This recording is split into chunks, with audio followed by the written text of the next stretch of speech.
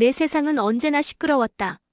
살아있는 사람들의 목소리보다 죽은 자들의 속삭임이 더 선명한 세상.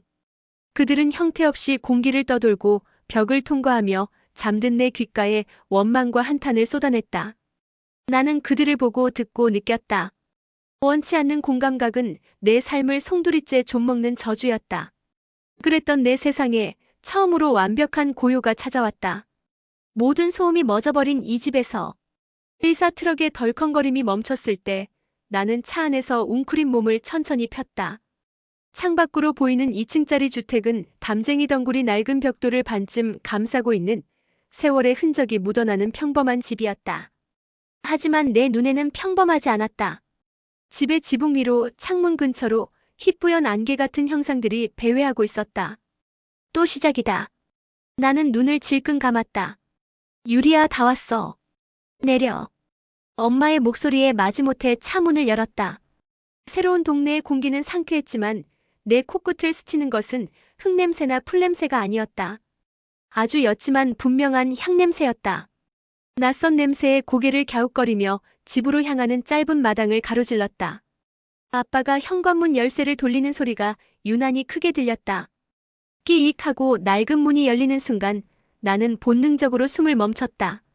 현관 안쪽 신발장 위쪽 벽에 붙어있는 붉은색 한지 조각. 복잡한 한자들이 새겨진 낡고 빛바랜 부적이었다. 어머, 전 주인이 깜빡하고 안 떼고 갔나 보네. 엄마가 대수롭지 않게 말하며 신발을 벗었다. 하지만 나는 그 부적에서 눈을 뗄 수가 없었다. 이상한 일이었다. 보통 이런 낡은 집에는 온갖 잡기들이 들끓기 마련인데 현관문을 넘어서자마자 집 주변을 맴돌던 희뿌연 형상들이 거짓말처럼 사라졌다. 마치 투명한 벽에 막힌 것처럼 그들은 집 안으로 들어오지 못하고 문 밖에서 안타깝게 맴돌 뿐이었다. 1017.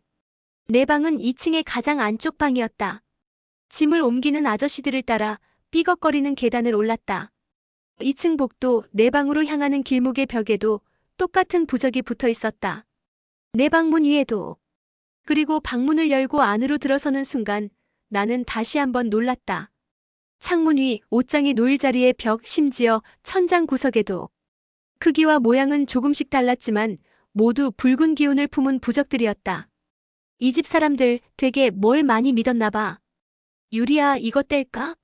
엄마가 창문 위의 부적에 손을 뻗었다. 아니, 그냥 둬. 나도 모르게 소리쳤다.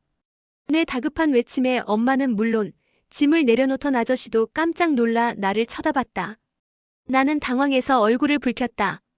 그냥 인테리어 같기도 하고 나쁘지 않아서. 얼버무리는 내 말을 엄마는 이상하게 생각했지만 더는 묻지 않고 고개를 끄덕였다.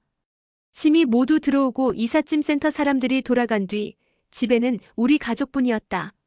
저녁이 되고 각자의 방에서 짐을 풀기 시작했다. 나는 침대 매트리스를 창가에 기대놓고 방 한가운데에 털썩 주저앉았다. 그리고 깨달았다. 아무 소리도 들리지 않아. 항상 내 귓가를 맴돌던 의미 없는 웅얼거림, 흐느낌, 분노에 찬 고함 소리가 전혀 들리지 않았다. 눈을 감아도 어둠 속에서 번뜩이던 원망서린 눈동자들이 보이지 않았다. 어깨를 짓누르던 축축하고 서늘한 기운도 느껴지지 않았다. 내 세상이 텅 비어버렸다. 그것은 공포가 아니었다. 생전 처음 느껴보는 완전한 평온이었다. 귀가 먹먹할 정도의 고요함. 나는 가만히 앉아 그 고요를 음미했다. 마치 소음으로 가득한 시장에 있다가 방음 처리된 스튜디오에 들어온 기분이었다. 눈물이 핑 돌았다. 이것이 보통 사람들이 살아가는 세상의 모습일까? 이 평범한 고요를 얻기 위해 우리 가족은 몇 번이나 이사를 다녔던가. 그날 밤 나는 17년 인생 처음으로 단 한 번도 깨지 않고 깊은 잠을 잤다. 악몽도 귓가의 속삭임도 새벽녘 창밖에서 나를 노려보던 검은 형체도 없었다. 아침 햇살이 부적 붙은 창문을 통해 내 얼굴을 비쳤을 때 나는 세상을 다 가진 기분이었다. 이 집은, 이 부적들은 나에게 기적이었다. 새로운 학교에서의 첫날은 긴장됐지만 견딜만 했다. 아니, 그 이상이었다. 교실 구석에서, 복도에서, 화장실 거울에서 불쑥 나타나 나를 노려보던 그들이 없다는 사실만으로도 나는 날아갈 듯이 기뻤다. 아이들의 웃음소리와 선생님의 목소리가 온전히 내 귀에 들어왔다. 다른 소음에 방해 없이. 안녕, 나는 박준서라고 해. 옆자리에 앉아도 될까?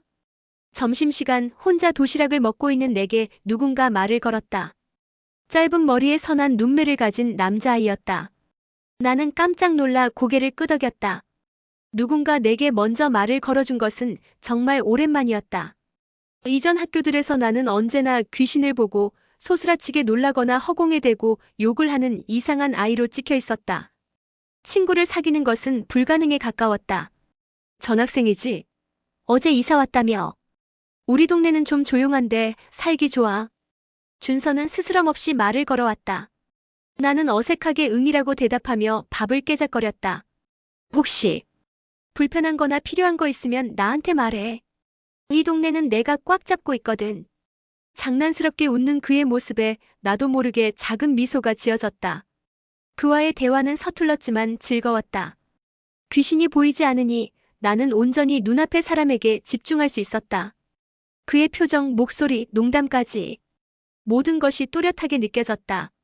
하굣길에 준서와 함께 걷게 되었다. 놀랍게도 우리 집은 골목 하나를 사이에 두고 있었다. 너 그 집으로 이사 왔어? 우리 집 앞에 다다르자 준서가 눈을 동그랗게 떴다. 응. 왜? 아니, 그냥. 그 집에 살던 할아버지, 할머니가 되게 좋으신 분들이었거든. 매일 아침마다 목탁 소리가 들렸는데 그것도 나름 정겨웠고. 얼마 전에 요양원으로 가셨다고 들었어. 목탁 소리? 응. 불교 신자셨거든. 아주 독실한. 집안에도 온통 그런 것들 뿐이라고 들었어. 불상이라던가 탱화라던가. 준서의 말에 집안 곳곳에 붙어있던 부적들이 떠올랐다. 그제야 모든 것이 이해가 되었다. 이 집을 감싸던 옅은 향냄새, 정체 모를 부적들, 그리고 이 기적 같은 고요함의 이유. 독실한 불교 신자였던 전 주인이 남기고 간 흔적들이 나에게는 세상 무엇과도 바꿀 수 없는 방어막이 되어주고 있었던 것이다. 그날 이후 내 삶은 180도 달라졌다. 나는 처음으로 친구와 함께 영화를 보러 가고 떡볶이를 사 먹고 시험 공부를 했다. 준서는 나를 세상 밖으로 끌어내 주었다. 나는 더 이상 구석에 숨어 벌벌 떠는 아이가 아니었다. 웃고 떠들고 가끔은 화도 내는 평범한 17살 소녀가 되어가고 있었다. 부모님은 내 변화를 누구보다 기뻐하셨다. 밤마다 악몽에 시달리며 울부짖던 딸이 이제는 친구와 전화통화를 하며 웃고 있었다. 식탁에서는 학교에서 있었던 일들을 제잘거렸다. 엄마는 종종 눈물을 글썽이며 내 머리를 쓰다듬어 주셨고 아빠는 말없이 내 어깨를 두드려 주셨다. 우리 가족에게도 평화가 찾아왔다. 나는 매일 아침 눈을 뜨면 방 안의 부적들을 확인했다. 밤사이 안녕했는지 낡은 한지가 더해지지는 않았는지. 그것들은 나의 수호신이자 평화의 상징이었다.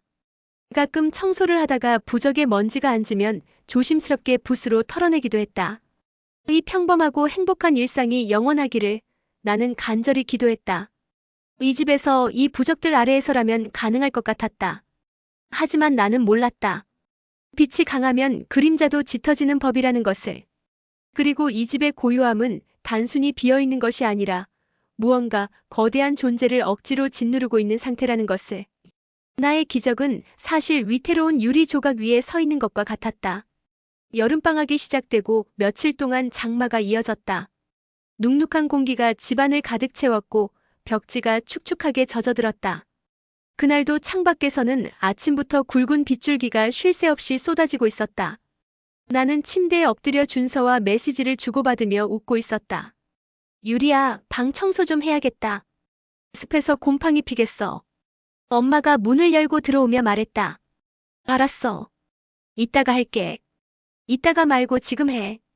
저기 벽지도 좀 뜬 것 같은데 한번 보자. 엄마는 내 방 창가 쪽 벽으로 다가갔다. 그곳에는 유난히 크고 오래되어 보이는 부적이 하나 붙어 있었다. 빗물이 창틀을 타고 스며들었는지 부적의 아랫부분이 축축하게 젖어 색이 진하게 변해 있었다. 어머, 이것 봐. 벽지가 완전히 젖어서 울었네. 부적도 다 젖었고. 이러다 찢어지겠다. 잠깐 떼어냈다가 나중에 벽지 마르면 다시 붙여야겠어. 엄마가 젖은 부적의 가장자리에 손톱을 세웠다.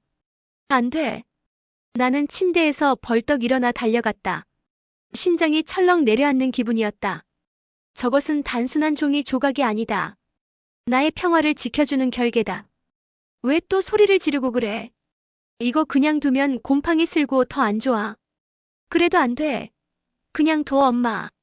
제발. 내 절박한 표정에 엄마는 의아한 얼굴을 했지만 이내 한숨을 쉬며 손을 거두었다. 알았다, 알았어. 내가 그렇게 아끼는 거라면 그냥 둬야지. 대신 제습기라도 계속 틀어놔. 엄마가 방을 나간 뒤 나는 가슴을 쓸어내리며 젖은 부적을 살폈다. 붉은 경면주사로 쓴 글씨가 습기를 머금어 살짝 번져 있었다. 나는 마른 수건을 가져와 조심스럽게 부적 주변의 물기를 닦아냈다. 부적 자체에는 차마 손을 댈 수가 없었다. 혹시라도 내가 만져서 효력이 사라질까봐 두려웠다. 그날 밤 비는 더욱 거세졌다. 천둥번개가 밤하늘을 가르며 울부짖었다. 나는 잠을 자다 오한을 느끼며 눈을 떴다. 방 안의 공기가 이상할 정도로 차가웠다. 분명 창문은 닫혀 있었는데 어디선가 황소바람이 부는 것처럼 서늘했다. 그리고 그 순간 들었다. 아주 희미하게 누군가 불경을 외는 소리 같기도 하고 바람 소리 같기도 한 소리가 귓가를 스쳤다. 나는 온몸에 털이 곤두서는 것을 느끼며 이불을 머리끝까지 뒤집어썼다. 아니야, 잘못 들었을 거야. 이 집에서는 아무것도 들리지 않아. 나는 스스로를 필사적으로 안심시켰다. 하지만 소리는 점점 선명해졌다. 그것은 불경이 아니었다. 원망과 저주가 가득 담긴 알아들을 수 없는 언어의 나직한 속삭임이었다. 이 집에 이사 온 후 처음으로 듣는 그들의 목소리였다. 나는 떨리는 손으로 스탠드를 켰다. 방 안은 여전히 고요했다. 하지만 내 눈에는 보였다. 창가 쪽 비에 젖은 부적이 붙어있는 벽. 그 벽의 한 구석이 마치 검은 물감이 번지듯 아주 천천히 어두워지고 있었다. 그리고 그 어둠의 중심에서 무언가 꿈틀거리고 있었다. 공포가 목구멍까지 차올랐다. 나는 비명도 지르지 못하고 얼어붙었다. 부적이 약해진 것이다. 장맛비에 젖어 그 힘의 일부가 사라진 것이다. 그 미세한 균열을 뚫고 이 집에 갇혀있던 무언가가 비집고 나오려 하고 있었다. 그것은 내가 지금껏 봐왔던 어중이떠중이 잡기들과는 차원이 다른 존재였다. 벽의 어둠 속에서 느껴지는 기운은 그 자체로 순수한 악의와 증오로 가득 차 있었다. 감히 눈을 마주칠 수도 없을 만큼 압도적인 존재감. 나는 이불 속에서 밤새 벌벌 떨었다. 속삭임은 동이틀 무렵이 되어서야 잦아들었고 벽의 검은 얼룩도 햇살이 비치자 희미하게 사라졌다. 하지만 나는 알 수 있었다. 이것은 시작에 불과하다는 것을. 나의 평화는 깨졌다. 그리고 이제 나는 나의 안식처를 지키기 위해 싸워야만 했다. 도망칠 곳은 더 이상 없었다. 다음 날 나는 퀭한 눈으로 아침 식탁에 앉았다. 밤새 한숨도 자지 못한 탓에 머리가 지끈거렸다. 유리야, 어디 아프니? 안색이 안 좋아. 엄마가 걱정스럽게 물었다. 나는 괜찮다고 고개를 저었지만 숟가락을 들 힘도 없었다. 어젯밤의 공포가 생생하게 남아 온몸을 짓눌렀다. 밥을 먹는 둥마는 둥자리에서 일어나 내 방으로 올라갔다. 창가 벽의 부적은 밤사이 조금 더 말라 있었다. 하지만 자세히 보니 젖었던 아랫부분에 붉은 글씨가 희미하게 지워져 있었다. 마치 누군가 손가락으로 문지른 것처럼. 그리고 벽에 희미하게 남아있던 검은 얼룩은 아주 자세히 보지 않으면 안 보일 정도로 옅어져 있었지만 완전히 사라지지는 않았다. 그것은 마치 흉터처럼 그 자리에 남아 불길한 존재감을 드러내고 있었다. 어떻게 해야 하지? 마음이 조급해졌다. 이대로 두면 다음번에 비가 오거나 혹은 다른 이유로 부적의 힘이 약해지면 그것은 다시 나타날 것이다. 어쩌면 더 강한 모습으로. 부모님께 말씀드릴 수도 없었다. 겨우 찾은 평화가 깨지는 것을 원치 않으실 테고 무엇보다 내 말을 믿어주실 리 없었다. 이건 온전히 나 혼자 해결해야 할 문제였다. 나는 컴퓨터를 켜고 부적, 불교, 퇴마 같은 단어들을 검색하기 시작했다. 수많은 정보가 쏟아졌지만 지금 내게 필요한 실질적인 해결책은 찾기 어려웠다. 부적을 새로 사서 붙여야 하나? 하지만 어디서 어떤 부적을 구해야 하는 거지? 이 집에 붙어있는 것과 똑같은 것을 구할 수는 없을까? 그때 준서에게서 메시지가 왔다. 오늘 영화나 볼까? 새로 나온 공포영화 재밌다던데. 공포영화라는 말에 나도 모르게 몸서리를 쳤다. 지금 내 현실이 공포영화보다 더 무서웠다. 미안, 오늘은 좀 피곤해서. 집에 있을게. 무슨 일 있어? 목소리가 안 좋던데. 준서는 전화까지 걸어왔다. 나는 애써 밝은 목소리로 아무 일 없다고 둘러댔지만 그는 내 미세한 떨림을 눈치챈 것 같았다. 너희 집 근처 절에 한번 가볼까? 오후 내내 인터넷을 뒤지던 나는 문득 준서가 했던 말을 떠올렸다. 이 집의 전 주인이 독실한 불교 신자였다면 분명 근처의 절과 연관이 있을지도 모른다. 어쩌면 이 부적들에 대해 무언가 아는 사람이 있을지도. 지푸라기라도 잡는 심정이었다. 나는 부모님께는 친구를 만나러 간다고 말하고 집을 나섰다. 다행히 준서가 말했던 절은 우리 집에서 걸어서 15분 정도 거리에 있는 작은 산 중턱에 자리 잡고 있었다. 청운사라는 낡은 현판이 걸린 일주문을 지나자 속세와는 다른 고즈넉한 풍경이 펼쳐졌다. 나는 조심스럽게 경내로 들어서 대웅전을 향해 걸어갔다. 무슨 일로 오셨소, 보살님? 대웅전 앞에서 서성이는 나를 보고 마당을 쓸고 있던 나이 지긋한 스님 한 분이 말을 걸어왔다. 나는 스님에게 어떻게 말을 꺼내야 할지 몰라 잠시 망설였다. 혹시 이 동네 주택가에 사셨던 노부부를 아시나요? 불교를 아주 독실하게 믿으셨던. 내 말에 스님은 빗자루질을 멈추고 나를 찬찬히 뜯어보았다. 김거사님 댁 말씀이신가? 알다마다. 우리 절에 가장 오랜 신도셨지. 그런데 그분들은 왜 찾으시오? 제가 그분들이 살던 집으로 이사를 왔습니다. 아, 그러셨구려. 스님은 고개를 끄덕이며 인자하게 웃었다. 나는 용기를 내어 본론을 꺼냈다. 집에 부적이 아주 많습니다. 혹시 그 부적에 대해 아시는 것이 있으신지? 나는 떨리는 마음으로 어젯밤의 일을 제외하고 부적이 낡아서 걱정된다는 식으로 둘러서 이야기했다. 스님은 내 말을 묵묵히 듣고 있더니 잠시 생각에 잠겼다. 그 집은 터가 좋지 않소. 스님의 나직한 한마디에 심장이 쿵 하고 떨어졌다. 김거사님 내외가 그 집으로 처음 이사 왔을 때 온갖 굳은 일을 다 겪었지. 밤마다 악몽에 시달리고 까닭없이 아프고 집안에서 이상한 소리가 들린다며 나를 찾아왔었소. 스님은 먼 곳을 바라보며 말을 이었다. 그래서 내가 직접 가서 집을 둘러보았지. 집 자체보다는 그 집이 세워진 땅에 아주 오래 묵은 원념이 하나 깃들어 있더군. 보통 내기가 아니었소. 그래서 내외분과 함께 몇 달에 걸쳐 집안 곳곳에 결계를 친 것이오. 그 부적들이 바로 그것이지. 결계. 뭐? 그 원념을 완전히 소멸시킬 수는 없었소. 너무 깊이 뿌리내리고 있어서. 다만 그 기운을 억누르고 봉인해두는 것이 최선이었지. 아마 그 결계 덕분에 지금껏 무탈하게 지내셨을 것이오. 스님의 말을 듣는 순간 온몸에 소름이 돋았다. 내가 그동안 누려왔던 평화는 끓어오르는 용암 위에 덮어둔 얇은 철판 같은 것이었다. 그리고 이제 그 철판에 구멍이 뚫리기 시작한 것이다. 스님, 그 부적 중 하나가 비에 젖어서 조금 훼손되었습니다. 괜찮을까요? 나는 다급하게 물었다. 스님은 내 얼굴을 유심히 바라보았다. 내 눈에 서린 공포를 읽은 것일까? 그의 표정이 조금 굳어졌다. 결계는 여러 장의 부적이 서로 기운을 주고받으며 유지되는 것이라 한두 장이 조금 상했다고 해서 당장 큰일이 나지는 않을 것이오. 허나 균열이 한번 생기기 시작하면 갇혀있던 놈이 그 틈을 비집고 나오려 발버둥 치기 마련이지. 점점 더 거세게 결계를 흔들 것이야. 그럼 어떻게 해야 합니까? 새로운 부적으로 기운을 보강해 주어야 하오. 내가 며칠 내로 한번 댁으로 가보겠소.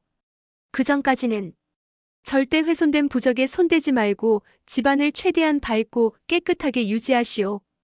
그리고 밤에는 절대 혼자 있지 마시오. 스님의 마지막 말은 경고처럼 들렸다. 나는 떨리는 목소리로 감사 인사를 하고 절을 나섰다. 돌아오는 길 해가 지기 시작하는 하늘이 유난히 붉고 불길해 보였다. 보이지 않는 위협. 그 실체를 알게 되자 공포는 더욱 커져만 갔다.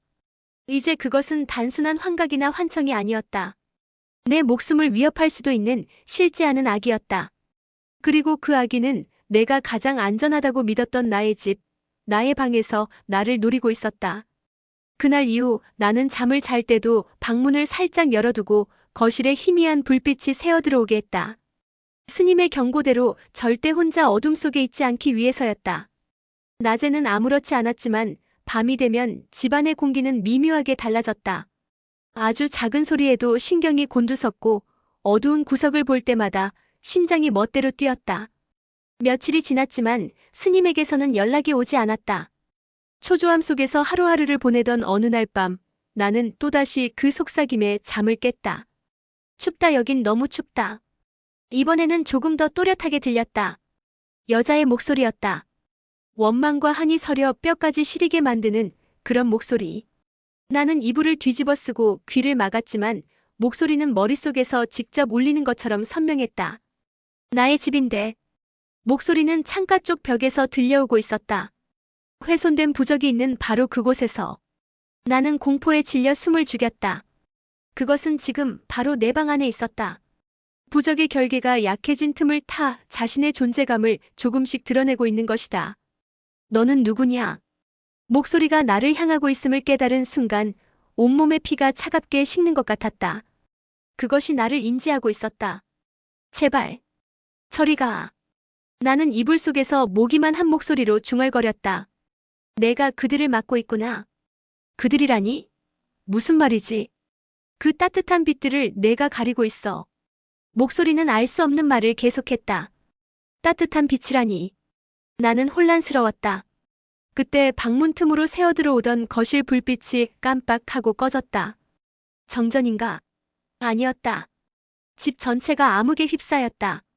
스탠드를 켜려고 더듬거렸지만 전등은 들어오지 않았다. 완전한 어둠 속에서 속삭임이 바로 등 뒤에서 들려왔다. 내년만 없으면. 나는 비명을 지르며 침대에서 굴러떨어졌다. 방바닥을 기어 필사적으로 방문을 향해 갔다. 손잡이를 잡고 돌렸지만 문은 열리지 않았다. 밖에서 잠긴 것처럼 꼼짝도 하지 않았다. 엄마, 아빠. 나는 문을 두드리며 울부짖었다. 하지만 아무런 대답도 들려오지 않았다. 마치 이 방만 다른 차원에 고립된 것처럼.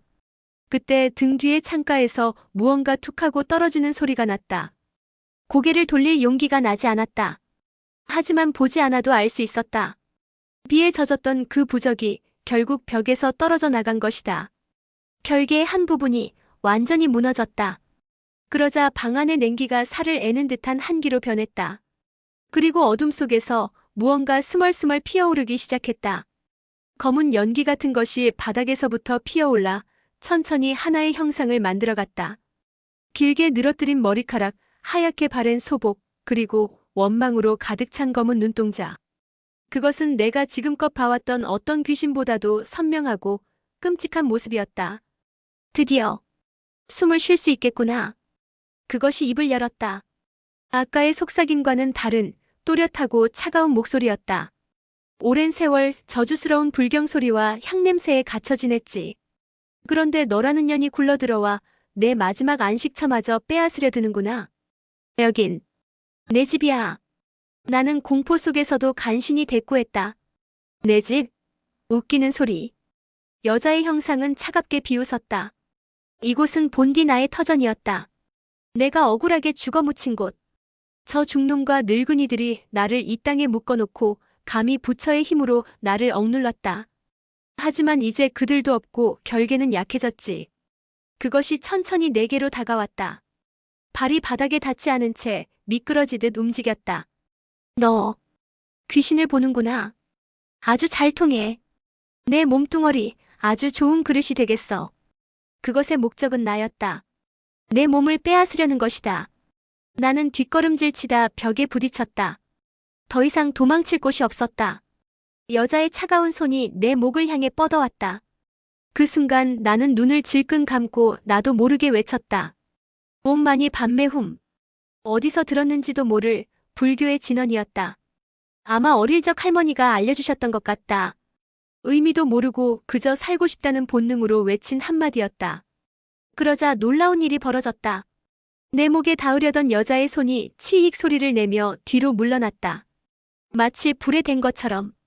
그리고 내 방 문 위, 창문, 벽에 붙어있던 다른 부적들이 일제히 희미한 황금빛을 발하기 시작했다. 크악! 여자는 괴로운 비명을 지르며 뒷걸음질 쳤다. 방 안을 가득 채웠던 한기가 조금 가시는 듯 했다. 부적들은 마치 서로 연결된 등대처럼 빛을 발하며 약해진 결계를 필사적으로 지탱하고 있었다.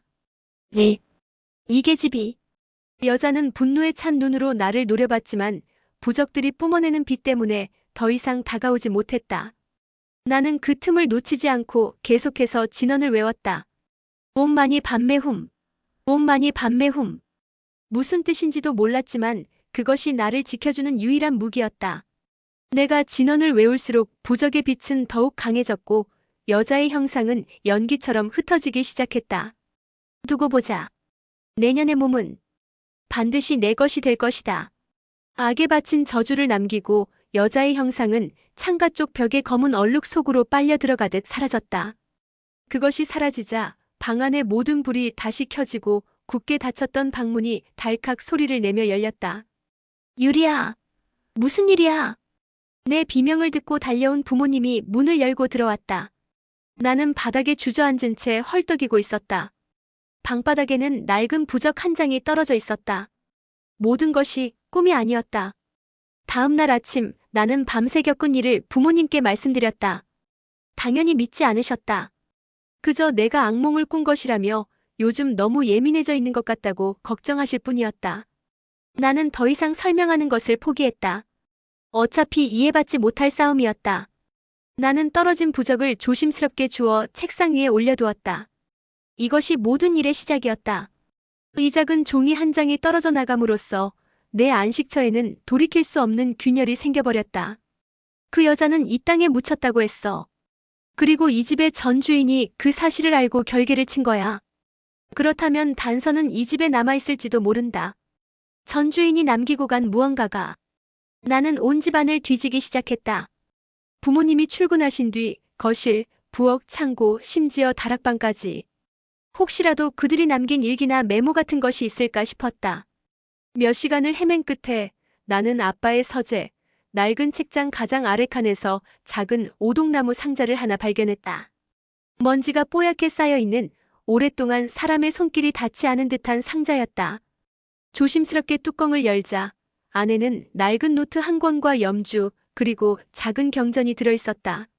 노트였다. 내가 찾던 것. 나는 떨리는 손으로 노트를 펼쳤다. 그것은 이 집의 전 주인이었던 김거사님의 일기였다. 첫 장은 이 집으로 이사온 날의 기록으로 시작되었다.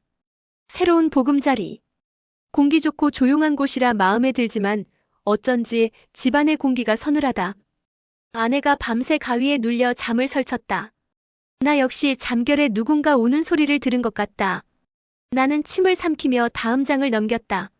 일기는 하루하루 공포에 잠식되어가는 과정의 기록이었다. 물건들이 저절로 떨어지고 밤마다 섬뜩한 여자의 형상이 나타나 가족을 괴롭혔다. 결국 그는 청운사의 스님을 찾아갔고 집터의 비밀을 알게 되었다. 스님 말씀으로는 이 터는 수십 년 전 한 여인이 억울한 누명을 쓰고 사람들에게 맞아 죽어 묻힌 곳이라 한다. 그 한이 너무도 깊어 지방령이 되어 터를 떠나지 못하고 이곳에 들어오는 모든 이를 괴롭힌다고. 우리는 이 집을 떠나야 하는가? 하지만 평생 모은 돈으로 마련한 집을 이리 쉽게 포기할 수는 없다. 그 다음부터의 기록은 그 여자와의 기나긴 싸움의 역사였다. 스님의 도움을 받아 집안 곳곳에 부적을 붙여 결계를 치고 매일 아침 저녁으로 불경을 외우며 집안의 기운을 정화했다. 결계를 친 뒤로는 그 악한 기운이 많이 약해졌다. 하지만 완전히 사라진 것은 아니다. 녀석은 호시탐탐 기회를 노리고 있다. 집안의 양기가 약해지거나 우리의 믿음이 약해지는 순간에 마치 굶주린 맹수처럼 우리는 한시도 경계를 늦추어서는 안 된다. 나는 노트의 마지막 페이지를 펼쳤다. 가장 최근 날짜의 기록이었다. 이제 우리도 늙고 병들어 더 이상 이 집의 기운을 감당하기가 어렵다. 요양원으로 떠나기로 결정했다. 우리가 떠나고 나면 이 집의 결계는 서서히 약해질 것이다.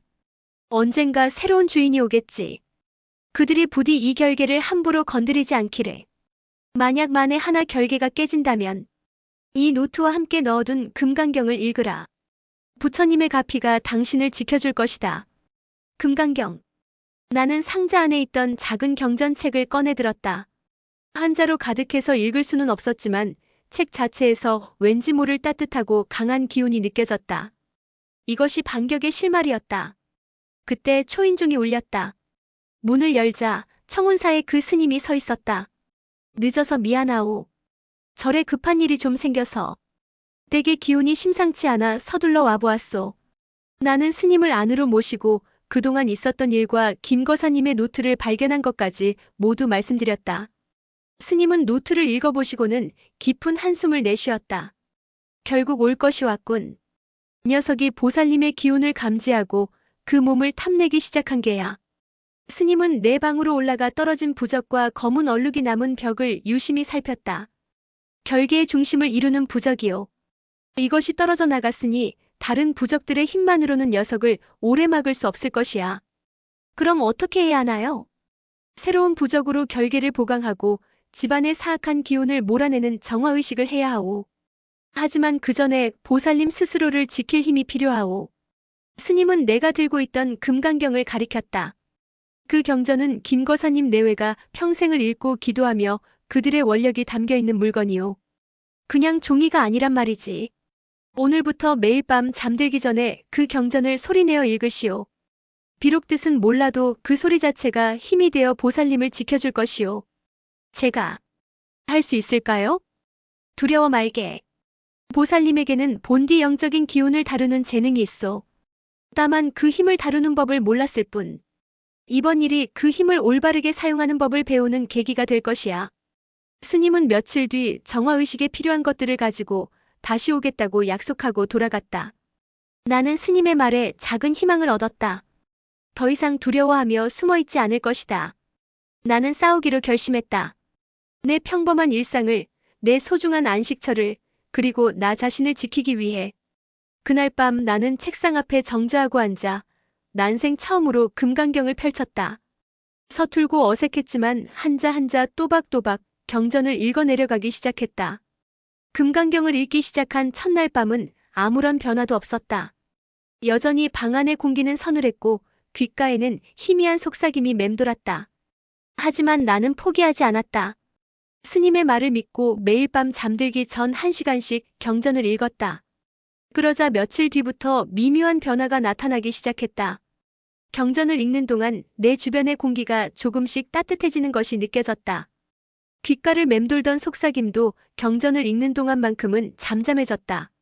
무엇보다 놀라운 것은 나 자신의 변화였다.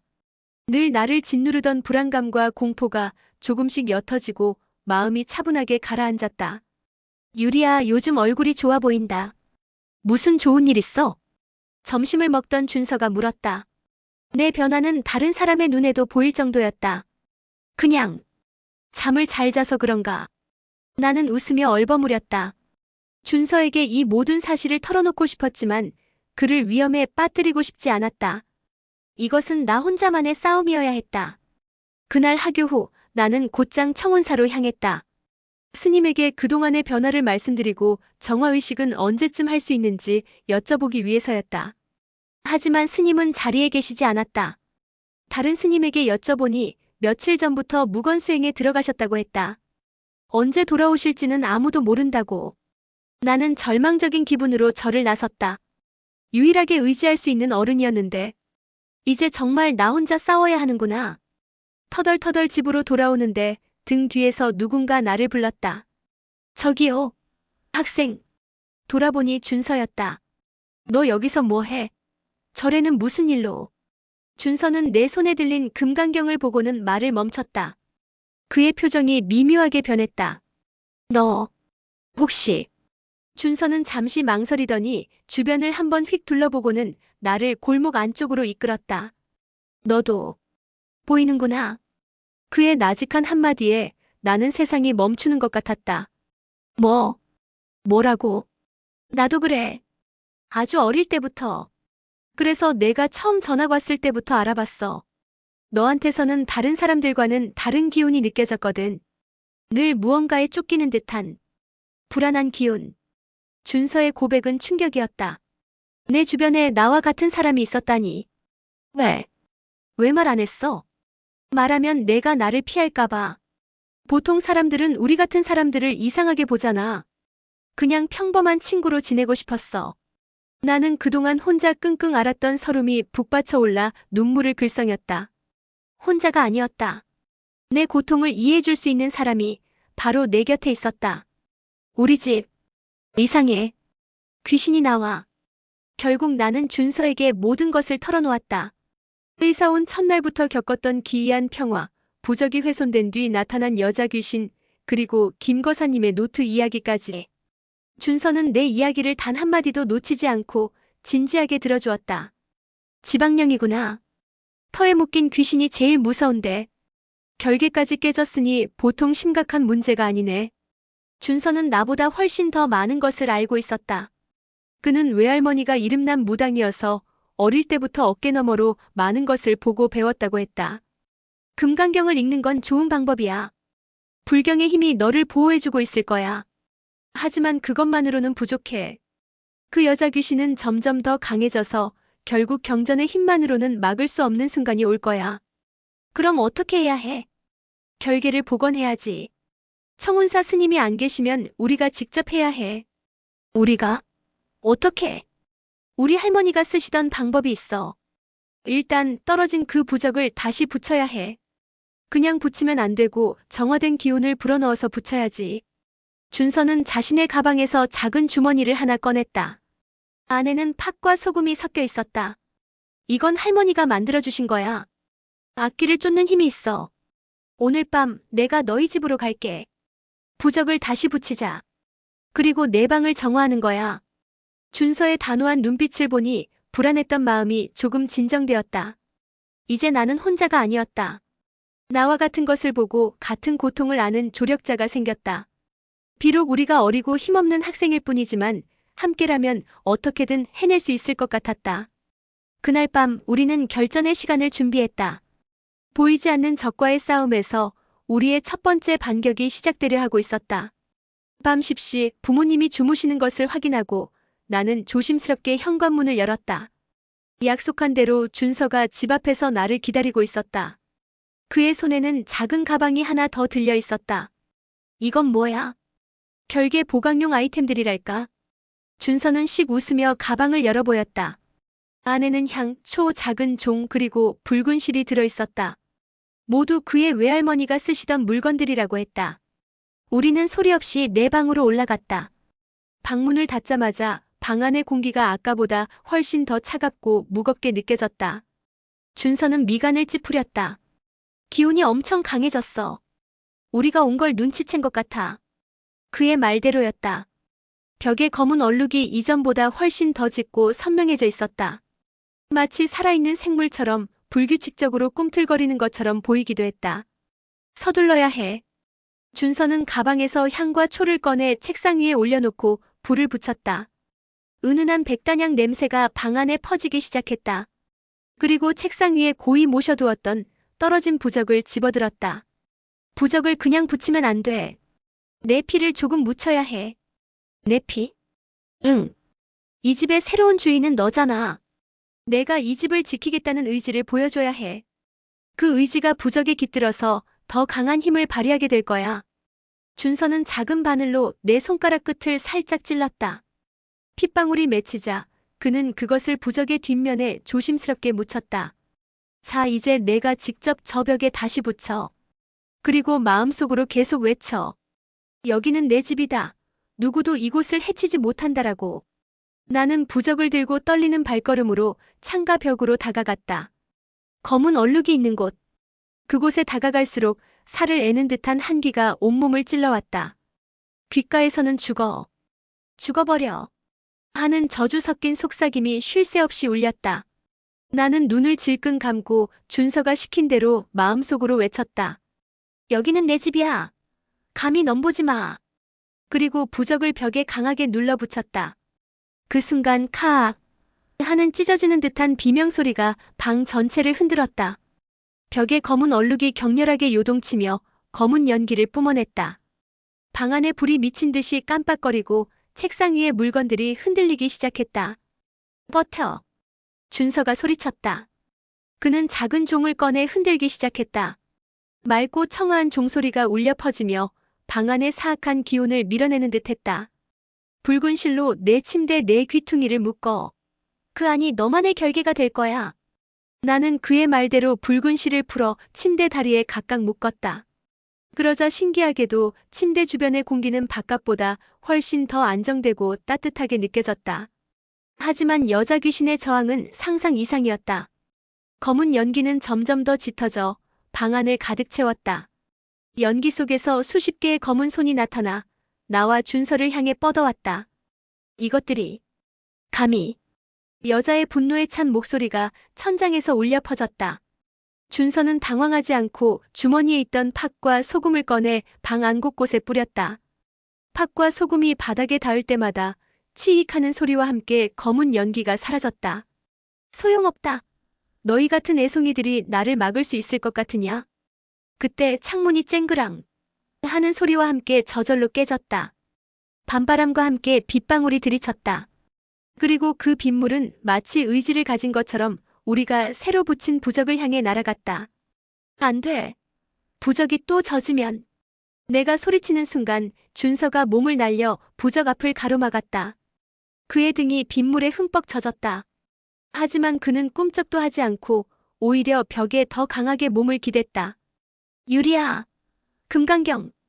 그의 외침에 나는 정신을 차렸다.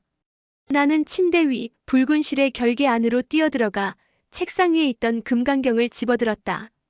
그리고 목이 터져라 외치기 시작했다. 여시아문 일시불 제사위국 기수급 고독원 여대비구 중 1250인구. 무슨 뜻인지도 모르는 한자들이었지만 내 입에서는 막힘없이 흘러나왔다. 내가 경전을 읽기 시작하자 책에서부터 눈부신 황금빛이 뿜어져 나오기 시작했다. 그 빛은 방 안의 다른 부적들과 공명하며 방 전체를 환하게 비추었다. 크아! 황금빛에 노출된 검은 연기와 손들은 비명을 지르며 녹아내렸다. 벽의 검은 얼룩도 빛에 타들어가듯 점점 그 크기가 줄어들었다. 1월. 의가. 고작. 깨집에 하나가. 여자의 목소리는 믿을 수 없다는 듯 절규했다. 나는 멈추지 않고 계속해서 경전을 읽었다. 온몸의 기운이 빠져나가는 것 같았지만 여기서 멈추면 모든 것이 끝장이라는 것을 알았다. 얼마나 지났을까? 마침내 방 안을 가득 채웠던 검은 연기가 모두 사라지고 벽의 검은 얼룩도 희미한 흔적만 남긴 채 잦아들었다. 방 안의 불도 다시 안정을 되찾았다. 길고 길었던 싸움이 끝난 것이다. 나는 그 자리에 풀썩 주저앉았다. 온몸이 땀으로 흠뻑 젖어 있었다. 준서도 벽에 기댄 채 거친 숨을 몰아쉬고 있었다. 냈어. 준서가 힘겹게 웃으며 말했다. 우리가 이겼어. 그의 말에 나도 모르게 눈물이 터져 나왔다. 공포와 안도감, 그리고 해냈다는 성취감이 뒤섞인 눈물이었다. 우리는 서로를 보며 바보처럼 웃었다. 우리의 첫 번째 반격은 성공이었다. 하지만 이것이 끝이 아니라는 것을 우리 둘 다 알고 있었다. 그 여자 귀신은 잠시 물러났을 뿐 완전히 사라진 것이 아니었다. 진짜 싸움은 이제부터 시작이었다. 다음 날 내 방은 언제 그랬냐는 듯 평온을 되찾았다. 깨진 창문은 밤사이 비바람이 심해서 그랬다고 부모님께 둘러댔다. 다행히 두 분은 의심하지 않으셨다. 창가 벽의 부적은 굳건히 제자리를 지키고 있었고 검은 얼룩은 거의 보이지 않을 정도로 옅어져 있었다. 일단 급한 불은 껐지만 이걸로 끝난 게 아니야. 학교 옥상에서 준서가 심각한 표정으로 말했다. 어젯밤 그 여자의 기운 보통이 아니었어. 그렇게 강한 악귀는 나도 처음 봐. 아마 우리가 결계를 보강한 것 때문에 더 분노했을 거야. 더 강한 힘을 모아서 다시 공격해올 게 분명해. 그럼 우린 또 싸워야 하는 거야? 싸워야지. 하지만 언제까지고 이렇게 막기만 할 수는 없어. 근본적인 해결책을 찾아야 해. 근본적인 해결책? 그 여자의 한을 풀어주는 것. 준서의 말에 나는 고개를 갸웃했다. 한을 풀어준다고? 자기를 죽인 사람들에게 복수라도 하게 해줘야 하는 거야? 아니, 그런 게 아니야. 지방령은 보통 자기가 죽었다는 사실 자체를 인지하지 못하거나 혹은 죽음의 순간에 너무 큰 충격을 받아서 그 기억에 갇혀버리는 경우가 많아. 자기가 왜 여기에 묶여 있는지 그 이유를 깨닫게 해줘야 해. 그리고 이제 그만 모든 것을 내려놓고 떠나도 괜찮다고 안심시켜줘야지. 말처럼 쉬운 일이 아니잖아. 자기가 묻힌 땅에 들어온 사람들을 다 괴롭히는 악귀인데 대화가 통할 리가. 그러니까 우리가 먼저 알아야 해.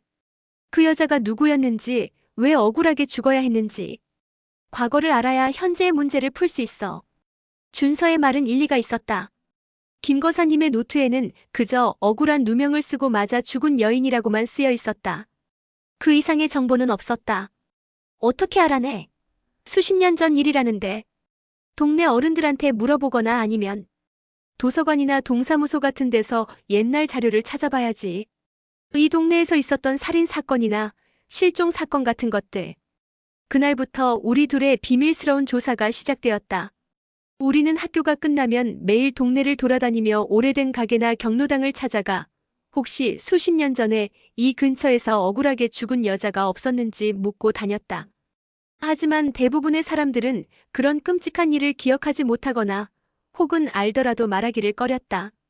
며칠을 허탕만 치던 우리는 마지막 희망을 걸고 동네에서 가장 오래된 대성부동산을 찾아갔다. 백발이 성성한 할아버지 한 분이 가게를 지키고 있었다. 학생들은 무슨 일로 왔어? 집 구하러 온 건 아닐 테고. 우리가 조심스럽게 용건을 꺼내자 할아버지의 표정이 순간 굳어졌다. 자네들, 혹시 지금 그 터에 새로 이사 온 집 아이들인가? 할아버지는 우리 집 주소를 정확히 알고 있었다. 어떻게 아셨어요? 내가 그 집 처음 지어질 때부터 봤어. 그리고 그 터에서 있었던 끔찍한 일도 기억하고 말고. 할아버지는 무거운 한숨을 내쉬며 오래된 앨범 하나를 꺼내왔다. 앨범에는 빛바랜 흑백 사진들이 가득했다. 지금 자네들 집이 있는 그곳은 원래 허허벌판이었어. 그리고 그 근처에 작은 초가집이 한 채 있었지. 순이라는 처녀가 홀어머니를 모시고 살던 집이었어. 할아버지는 사진 한 장을 가리켰다. 수줍게 웃고 있는 앳된 얼굴의 처녀 사진이었다. 순이는 동네에서 제일 까는 미인이었지. 마음씨도 곱고. 그래서 동네 총각들이 다들 순이를 마음에 품고 있었어. 그런데 어느 날 동네 주막에서 일하던 불량배 하나가 순이에게 흑심을 품고 밤길에 덮치려 했지. 할아버지의 목소리가 낮게 가라앉았다. 순이는 필사적으로 저항했고 그 과정에서 그 불량배의 얼굴에 큰 상처를 입혔어. 앙심을 품은 그놈이 동네에 이상한 헛소문을 퍼뜨리기 시작했지. 순이가 밤마다 남자를 홀리는 꼬리 9 달린 여우라고. 처음에는 아무도 믿지 않았지만 그놈이 돈으로 사람 며칠 매수해서 거짓 증언을 하게 만들었어. 한밤중에 순이가 여우로 변하는 걸 봤다. 순이네 집에서 밤마다 이상한 울음소리가 들린다 같은 헛소문들. 나는 숨을 죽이고 이야기에 귀를 기울였다. 그때는 사람들이 참 어리석었지. 흉년까지 겹치면서 민심이 흉흉해지자 사람들은 모든 재앙이 순이 때문이라고 믿기 시작했어. 결국 동네 사람들이 횃불을 들고 순이네 집으로 쳐들어갔지. 그리고 그 자리에서 순이를 돌과 몽둥이로 때려 죽였어.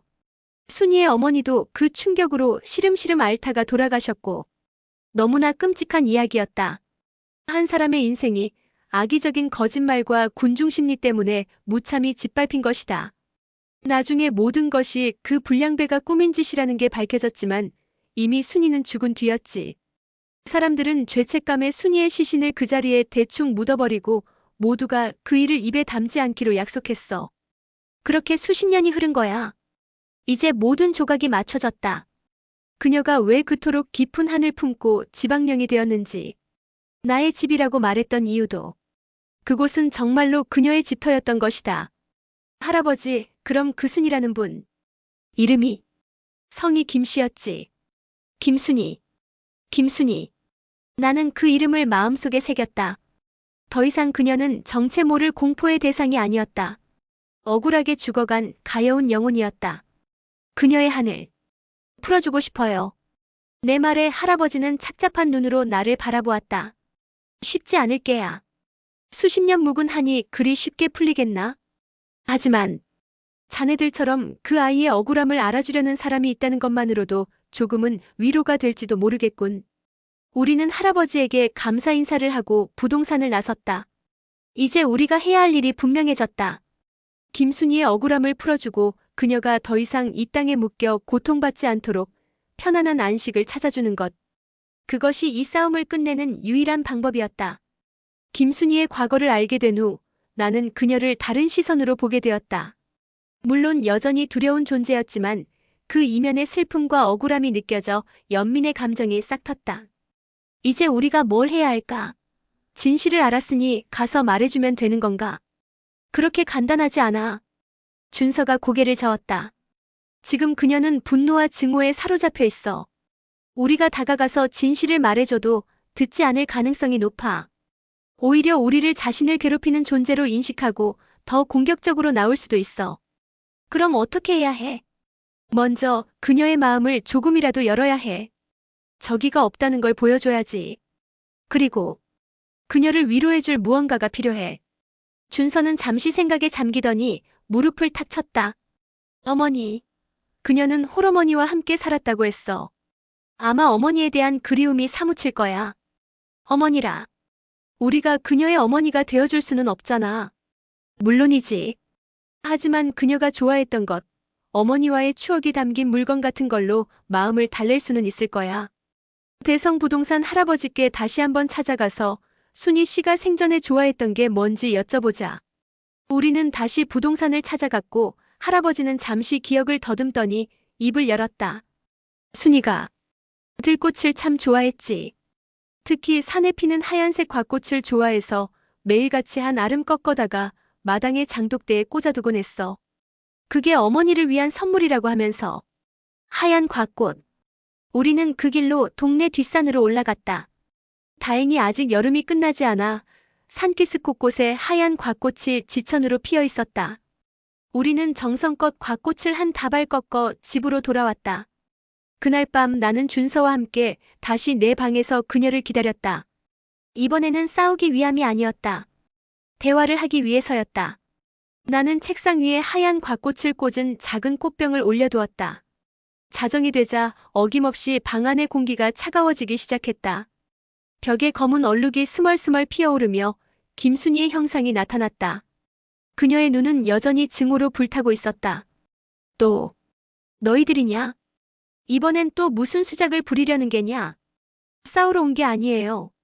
내가 용기를 내어 말했다. 당신과 이야기하고 싶어서 왔어요. 김순희 씨. 내 입에서 자신의 이름이 나오자 그녀의 눈동자가 세차게 흔들렸다. 내가 내 이름을 어떻게? 당신의 과거를 알게 됐어요. 얼마나 억울하고 원통했는지. 이제 알아요. 나는 천천히 우리가 알아낸 사실들을 이야기했다. 불량배의 거짓 소문, 오해와 광기에 휩싸인 마을 사람들, 그리고 그녀의 비참한 죽음까지. 내 이야기가 이어지는 동안 순희의 형상은 미동도 없이 서 있었다. 그녀를 감싸고 있던 살기가 조금씩 옅어지는 것 같았다. 거짓말. 모두가 나를 마녀라고 손가락질했어. 아무도 내 말을 믿어주지 않았어. 하지만 우린 믿어요. 당신이 아무 잘못도 없다는 걸. 준서가 말을 받았다. 그리고 당신을 위해 선물을 준비했어요. 내가 책상 위에 곽꽃을 가리키자 순희의 시선이 꽃병으로 향했다. 하얀 곽꽃을 본 순간 그녀의 검은 눈동자에서 뜨거운 눈물 한 방울이 흘러내렸다. 그것은 증오의 눈물이 아닌 슬픔과 그리움이 담긴 눈물이었다. 어머니, 우리 어머니가 제일 좋아하시던 꽃인데. 그녀의 목소리가 애처롭게 떨렸다. 수십 년간 억눌려왔던 슬픔이 터져나온 것이다. 그녀를 둘러싸고 있던 검은 기운이 눈에 띄게 옅어졌다. 이제 그만. 모든 걸 잊고 편히 쉬세요. 당신을 괴롭혔던 사람들은 이미 오래전에 죽었거나 죗값을 치렀을 거예요. 더 이상 이 땅에 얽매여 고통받지 않아도 돼요. 내가 진심을 담아 말했지만 그녀는 고개를 저었다. 갈 수 없어. 갈 수가 없어. 너무 억울해서. 그녀의 한은 생각보다 훨씬 더 깊었다. 과거의 진실을 알고 작은 위로를 받았지만 그것만으로는 수십 년 묵은 원한을 완전히 씻어낼 수 없었다. 그렇다면 우리가 당신의 억울함을 풀어줄 방법을 찾아볼게요. 그러니 제발 더 이상 사람들을 해치지 마세요. 특히 이 집 사람들은 당신의 과거와 아무런 관련도 없는 사람들이잖아요. 순이는 대답 없이 나를 바라보기만 했다. 하지만 더 이상 공격적인 태도를 보이지는 않았다. 그녀의 눈빛은 여전히 슬펐지만 처음 마주했을 때의 섬뜩한 살기는 사라져 있었다. 그녀는 곽꽃을 한참 동안 바라보다가 이내 연기처럼 스르르 사라졌다. 그녀가 사라진 뒤 방 안에는 은은한 곽꽃 향기만이 남아 있었다. 일단 성공한 것 같지? 준서가 조심스럽게 물었다. 응. 마음을 열기 시작했어. 하지만 이걸로는 부족해. 그녀의 한을 완전히 풀어줄 무언가 결정적인 한 방이 필요해. 우리는 그 결정적인 한 방이 무엇일지 밤새 머리를 맞대고 고민했다. 그녀의 영혼을 진정으로 위로하고 이 지긋지긋한 악연을 끊어낼 방법.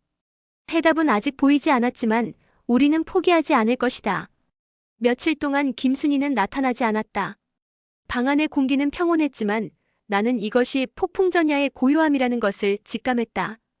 그녀는 우리의 다음 행동을 기다리고 있는 것이다. 그녀의 억울함을 풀어줄 방법. 뭐가 있을까? 준서와 나는 도서관에 앉아 머리를 맞댔다. 공식적인 사과. 지금 와서 누가 어떻게 해.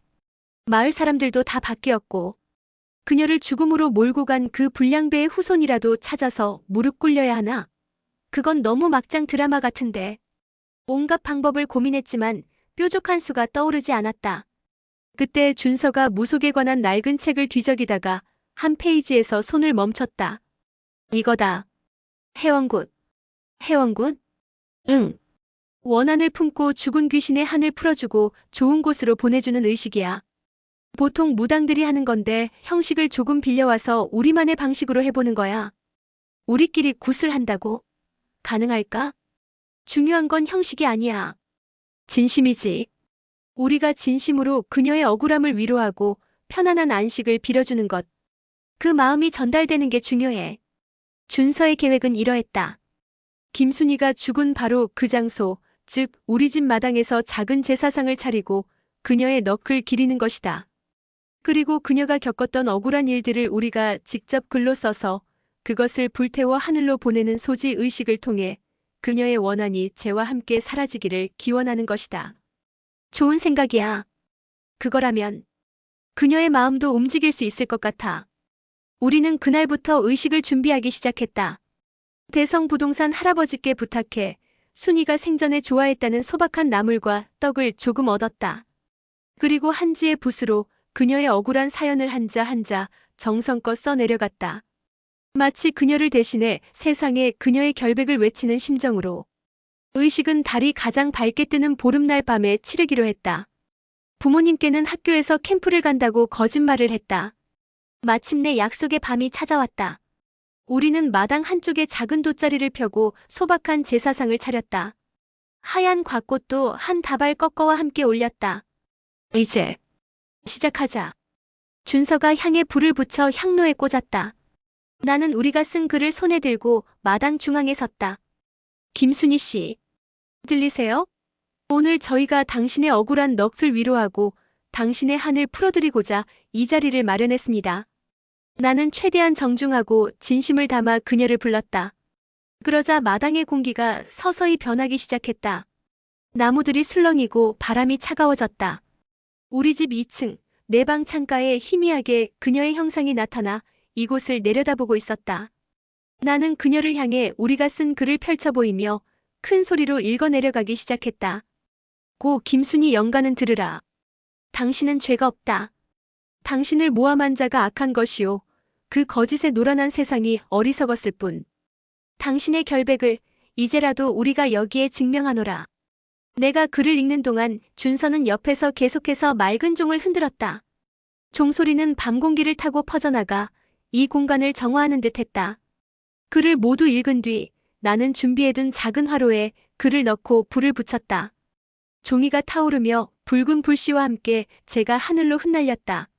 이제 모든 원한은 이 연기와 함께 날려버리시고 더 이상 이 땅의 고통에 얽매이지 마소서. 부디 좋은 곳으로 가셔서 사랑하는 어머니와 함께 영원한 안식을 누리소서. 우리는 그녀를 향해 고개를 숙여 절을 올렸다. 그 순간이었다. 2층 창가에 서 있던 그녀의 형상이 천천히 마당으로 내려오기 시작했다. 그녀는 더 이상 원한에 찬 악귀의 모습이 아니었다. 생전에 사진에서 보았던 수줍고 앳된 처녀의 모습 그대로였다. 그녀는 제사상 앞에 놓인 곽꽃을 향해 다가왔다. 그리고 꽃에 손을 뻗어 가만히 쓰다듬었다. 그녀의 얼굴에는 희미한 미소가 걸려 있었다. 수십 년 만에 되찾은 평온한 미소였다. 고맙다. 바람결처럼 그녀의 목소리가 들려왔다. 이제 괜찮아. 그녀의 몸이 점점 투명해지기 시작했다. 발끝에서부터 빛의 입자가 되어 밤하늘로 흩어지기 시작했다. 우리는 숨을 죽이고 그 광경을 지켜보았다. 한 많은 영혼이 마침내 속박에서 벗어나 자유를 찾는 순간이었다. 그녀의 형상이 완전히 사라졌을 때 마당을 감싸던 서늘한 기운도 거짓말처럼 사라졌다. 대신 따스하고 평화로운 기운이 우리를 감쌌다. 끝났어. 정말로. 준서가 중얼거렸다. 나는 고개를 끄덕였다. 길고 길었던 싸움이 마침내 끝난 것이다.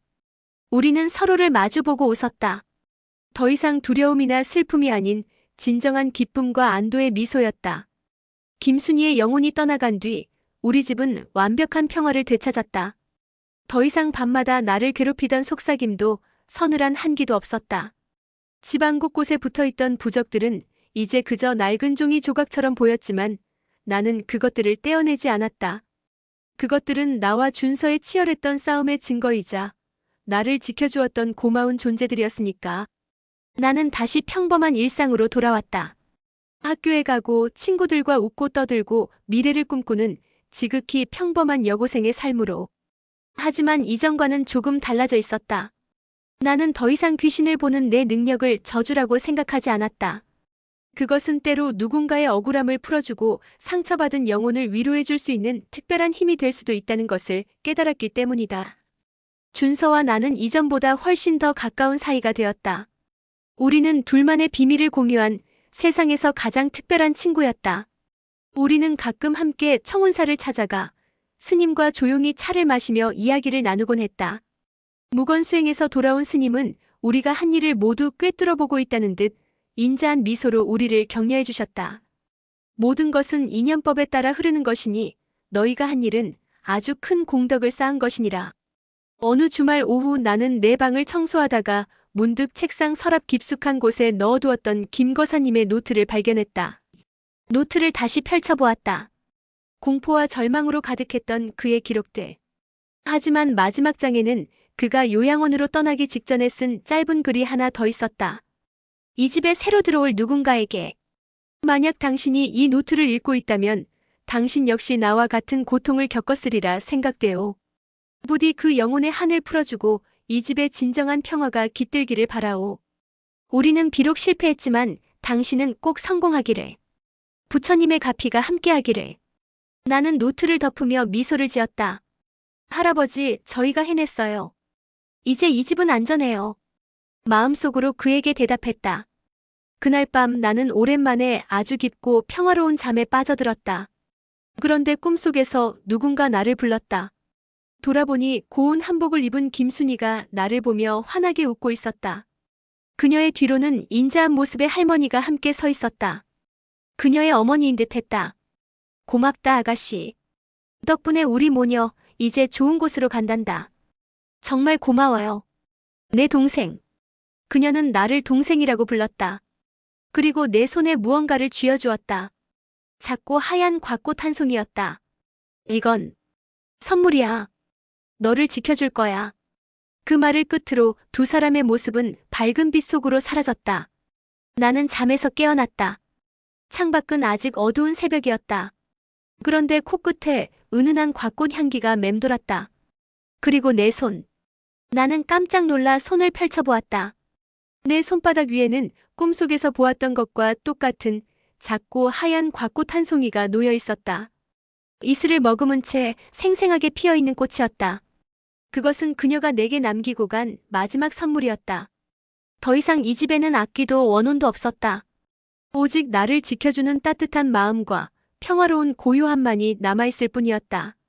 나는 곽꽃을 소중하게 들어 창가에 놓인 작은 꽃병에 꽂아두었다. 나의 길고 길었던 싸움은 그렇게 끝이 났다. 모든 것이 끝났다고 생각했다. 김순희의 한을 풀어주고 그녀가 좋은 곳으로 떠나는 것을 본 뒤 나는 완벽한 평화를 되찾았다. 집은 더 이상 나를 위협하는 공간이 아니었고 내 세상은 온전히 살아있는 자들의 소리로만 채워졌다. 준서와의 관계는 더욱 깊어졌고 부모님은 몰라보게 밝아진 나를 보며 행복해하셨다. 하지만 나는 깨닫지 못하고 있었다. 거대한 태풍이 지나간 자리는 완벽하게 고요해 보이지만 그 아래에서는 새로운 생태계가 꿈틀대고 있다는 것을. 우리 집을 짓누르던 강력한 지방령 김순이라는 존재가 사라지자 그 빈자리를 노리는 또 다른 것들이 스멀스멀 모여들기 시작했다는 사실을. 변화는 아주 서서히 미미하게 시작되었다. 처음에는 그저 동네를 떠돌던 잡기들이었다. 이전에는 김순이의 강력한 기운에 눌려 감히 집 근처에 얼씬도 못했던 것들이다. 그들은 이제 대문 앞을 서성이고 담벼락에 기대어 집안을 기웃거렸다. 나는 그들을 볼 수 있었지만 예전처럼 두렵지는 않았다. 그들은 김순이에 비하면 아무런 힘도 없는 그저 불쌍한 영혼들에 불과했다. 나는 그들을 무시했다. 그저 지나가는 존재들이라고 생각했다. 하지만 시간이 지날수록 집 주변에 모여드는 영혼들의 수가 점점 늘어났다. 그리고 그들의 면면도 달라지기 시작했다. 단순한 원혼이 아니라 다른 영혼들을 괴롭히고 그 기운을 빼앗는 악귀들이 하나둘씩 모습을 드러냈다. 그들은 마치 맛있는 먹잇감을 발견한 하이에나 떼처럼 우리 집을 에워싸기 시작했다. 이상해. 요즘 동네 분위기가 왜 이렇게 스산하지? 어느 날 하굣길에 준서가 미간을 찌푸리며 말했다. 그 역시 느끼고 있었다. 동네를 감싸는 공기가 이전과 달라졌다는 것을. 우리 집 때문인 것 같아. 내가 나직이 말했다. 김순이 씨가 사라지면서 이 집이 일종의 무주공산이 되어버린 거야. 강력한 주인이 사라진 영역을 차지하려는 놈들이 몰려들고 있어. 설마 집 안으로 들어오지는 않겠지? 아직 부적들이 남아있잖아. 나도 그러길 바라. 하지만 저 부적들은 원래 김순이 씨 한 사람을 봉인하기 위해 만들어진 결계야. 불특정 다수의 악귀들을 막아내는데도 효과가 있을지는 잘 모르겠어. 우리의 우려는 곧 현실이 되었다. 어느 날 밤 나는 잠을 자다 거실에서 무언가 깨지는 소리에 잠을 깼다. 조심스럽게 방문을 열고 내려가 보니 거실 장식장 위에 놓여있던 가족사진 액자가 바닥에 떨어져 산산조각 나 있었다. 웬 소리야? 부모님도 잠에서 깨어 거실로 나오셨다. 고양이라도 들어왔나? 이상하다. 아빠는 대수롭지 않게 깨진 유리를 치웠지만 나는 보았다. 아무도 없는 거실 소파에 검은 옷을 입은 낯선 남자의 형상이 앉아 비릿한 미소를 지으며 우리를 보고 있는 것을. 그는 김순이와는 다른 차갑고 계산적인 악의를 품고 있었다. 그날을 시작으로 집안에서는 기이한 일들이 다시 일어나기 시작했다. 밤마다 누군가 계단을 오르내리는 발소리가 들리고 아무도 없는 부엌에서 그릇 달그락거리는 소리가 났다. 심지어는 내 방 문손잡이가 저절로 천천히 돌아가기도 했다. 부적들은 여전히 제자리에 붙어 있었지만 그 힘은 예전 같지 않았다. 여러 악기들이 동시에 결계를 흔들어대자 부적들이 내뿜는 기운은 눈에 띄게 약해져 있었다. 마치 수명이 다 된 건전지처럼. 이대로는 안 돼. 결계를 다시 강화해야 해. 준서가 말했다. 하지만 어떻게? 청운사 스님은 또다시 긴 수행을 떠나셨고 우리 힘만으로는 부족해. 방법이 하나 있긴 해. 위험한 방법이지만. 준서는 망설이며 입을 열었다. 내가 할머니의 힘을 빌리는 거야. 할머니의 힘? 무당이셨다는 내 외할머니? 응. 할머니는 돌아가셨지만 그 실력은 남아있어. 내가 그 힘을 잠시 내 몸에 받아들이는 거지. 일종의 신내림 비슷한 거야. 물론 진짜 신내림은 아니고 아주 잠깐 동안만 할머니의 영적인 힘을 빌려 쓰는 거지. 위험하다는 건 무슨 뜻이야? 내 몸이 그 강한 기운을 감당하지 못할 수도 있어. 잘못하면 내 영혼이 다칠 수도 있고. 하지만 지금은 이것 말고는 방법이 없어. 나는 준서의 제안에 선뜻 대답할 수 없었다. 나 때문에 그를 위험에 빠뜨릴 수는 없었다. 하지만 이대로 가다간 우리 가족 모두가 위험해질 터였다. 선택의 여지가 없었다. 내가 뭘 도와주면 될까? 내 대답에 준서는 결심한 듯 비장한 표정을 지었다. 내가 옆에서 나를 지켜줘야 해. 내가 할머니의 힘을 받아들일 때 나는 완전히 무방비 상태가 될 거야. 그때 악귀들이 나를 공격하지 못하도록 내가 결계를 치고 나를 보호해줘야 해. 내가 어떻게? 너에게는 김순희 씨가 남겨준 선물이 있잖아. 그 곽꽃. 준서는 내 방 창가에 놓인 시들지 않는 하얀 곽꽃을 가리켰다. 그 꽃에는 정화의 힘이 깃들어 있어. 내가 그 꽃을 들고 진심으로 나를 지키겠다고 다짐하면 그 어떤 악귀도 너를 뚫지 못할 거야. 우리는 다시 한번 피할 수 없는 싸움을 준비해야만 했다. 이번 상대는 이름도 사연도 모르는 불특정 다수의 악귀들. 그리고 우리의 무기는 돌아가신 무당의 힘과 한 맺힌 처녀 귀신이 남긴 작은 꽃 한 송이였다. 승산을 알 수 없는 무모한 싸움이었다. 의식은 김순희의 해원굿을 치렀던 보름날 밤에 바로 그 마당에서 다시 행해졌다. 이번에는 제사상이 아닌 준서를 중심으로 한 작은 제단이 차려졌다. 제단 위에는 준서의 외할머니가 쓰셨다는 방울과 부채, 그리고 신칼이 놓여 있었다.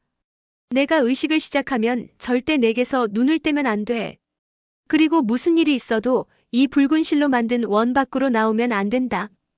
준서는 마당에 굵은 소금과 파트로 커다란 원을 그리고 그 안쪽에 붉은 실로 또 하나의 원을 만들었다. 그는 안쪽 원의 중심에 앉았고 나는 그 바로 바깥쪽 원에 김순희가 남긴 곽꽃을 든 채 마주보고 앉았다. 시작할게. 준서는 눈을 감고 양손에 방울을 쥐었다. 그리고 알아들을 수 없는 주문을 외우기 시작했다. 그의 목소리는 평소의 목소리가 아니었다. 더 낮고 깊고 위험 있는 마치 다른 사람의 목소리 같았다. 준서가 방울을 흔들기 시작하자 주변의 공기가 술렁였다. 사방에서 스산한 바람이 불어와 우리 주변을 맴돌았다. 집 주변에 모여있던 악귀들이 이 기운을 감지하고 몰려들기 시작한 것이다. 어둠 속에서 수십 개의 붉은 눈동자들이 나타나 우리를 노려보았다. 그들의 입에서는 탐욕스러운 신음소리가 흘러나왔다. 그 신이 기운이다. 저놈을 먹으면 강해질 수 있어. 악귀들이 일제히 우리를 향해 달려들었다. 나는 공포에 질려 비명을 지를 뻔했지만 준서의 말을 떠올리고 이를 악물었다. 손에 든 곽꽃을 꽉 쥐고 마음속으로 외쳤다. 지켜야 해. 내가 준서를 지켜야 해. 그러자 손에 든 곽꽃에서 눈부신 백색의 빛이 뿜어져 나와 붉은 실로 만든 원을 거대한 빛의 장벽처럼 감쌌다. 키에 빛의 장벽에 부딪힌 악귀들은 비명을 지르며 튕겨나갔다. 마치 뜨거운 불에 닿은 것처럼 그들의 몸에서는 검은 연기가 피어올랐다. 뚫어라. 저 계집애부터 해치워라. 악귀들은 포기하지 않고 계속해서 빛의 장벽에 몸을 던졌다. 장벽은 부딪힐 때마다 유리처럼 흔들렸고 그때마다 내 온몸의 기운이 빠져나가는 것 같았다. 나는 식은땀을 흘리며 필사적으로 버텼다. 그 사이 준서의 의식은 절정에 달하고 있었다. 그의 몸이 공중으로 살짝 떠올랐고 온몸에서 푸른빛의 기운이 피어올랐다. 그의 입에서는 더 이상 주문이 아닌 위험 있는 호통이 터져나왔다. 내 이놈들, 감히 여기가 어디라고 함부로 날뛰느냐. 썩 물러가지 못할까. 그것은 준서의 외할머니 대무당의 목소리였다. 준서의 몸을 빌려 그녀가 강림한 것이다. 그녀의 호통 한마디에 주변의 악귀들이 공포에 질려 주춤거렸다. 하지만 그들 중 가장 강해 보이는 검은 갑옷을 입은 무사귀신 하나가 앞으로 나섰다. 죽은 무당년의 허세는 내년의 실력도 이제 다 달아 없어졌을 터. 이 몸이 직접 거두어주마. 무사귀신이 검은 기운으로 만들어진 칼을 휘두르며 준서에게 달려들었다. 그 순간 준서, 아니 그의 몸을 빌린 대무당이 눈을 번쩍 떴다. 그녀는 제단 위에 신칼을 집어들고 무사귀신과 맞섰다. 마당에서는 인간의 눈으로는 볼 수 없는 영적인 존재들의 격렬한 싸움이 벌어졌다. 쇠와 쇠가 부딪히는 소리, 기운과 기운이 충돌하는 폭발음이 밤 공기를 갈랐다. 나는 빛의 장벽을 유지하며 그들의 싸움을 지켜볼 수밖에 없었다. 준서의 몸은 대무당의 실력을 감당하지 못하는 듯 얼굴이 점점 창백해지고 입가에서는 피가 흘러내렸다. 안 돼, 준서야. 마음이 조급해졌지만 내가 할 수 있는 것은 없었다. 그때 무사귀신이 대무당의 빈틈을 노려 그녀의 어깨를 깊이 베었다. 준서의 입에서 고통스러운 신음이 터져나왔다. 그의 몸이 휘청거렸다. 그 틈을 놓치지 않고 주변의 다른 악귀들이 다시 빛의 장벽으로 달려들었다. 이번 공격은 이전보다 훨씬 더 거셌다. 쨍그랑. 결국 빛의 장벽 한쪽에 금이 가기 시작했다. 나는 온 힘을 다해 버텼지만 역부족이었다. 장벽이 깨지는 것은 시간 문제였다. 그때였다. 대무당이 피를 흘리는 어깨를 부여잡고 결심한 듯 외쳤다. 천지신명이시여. 이 몸을 바치오니 부디 이 땅의 모든 악귀를 봉인할 힘을 내려주소서. 그녀는 남은 모든 실력을 폭발시켜 거대한 부적을 허공에 그려내기 시작했다. 그것은 우리 집 곳곳에 붙어있던 것과는 비교도 할 수 없을 만큼 복잡하고 강력한 문양의 금빛 부적이었다. 내 인연.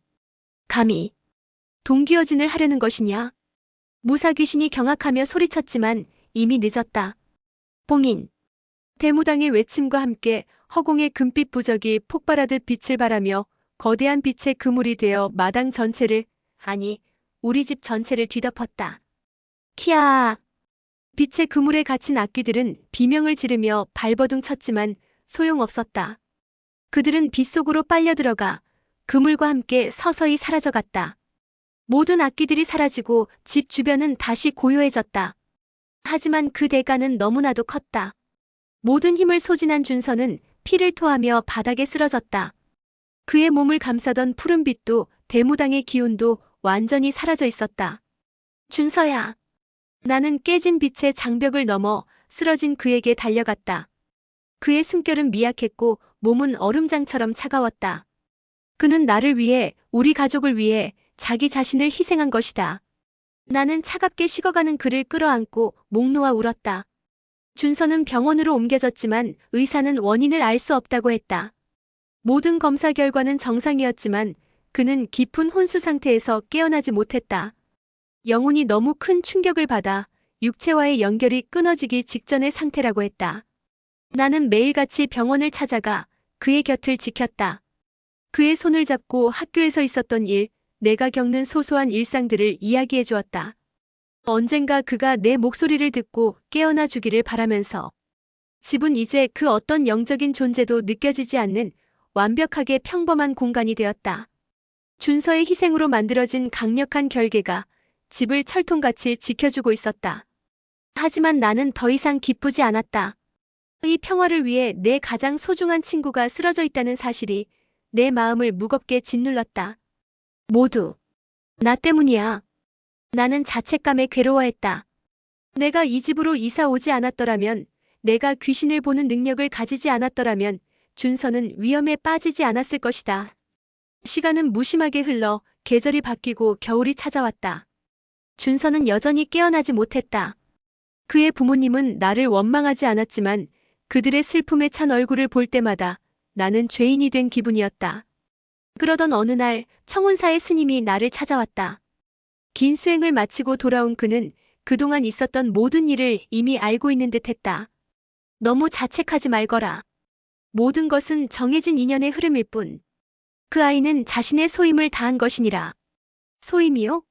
준서가 왜 이런 겪어야만 하는데요? 그 아이는 본디 무신의 기운을 타고난 아이.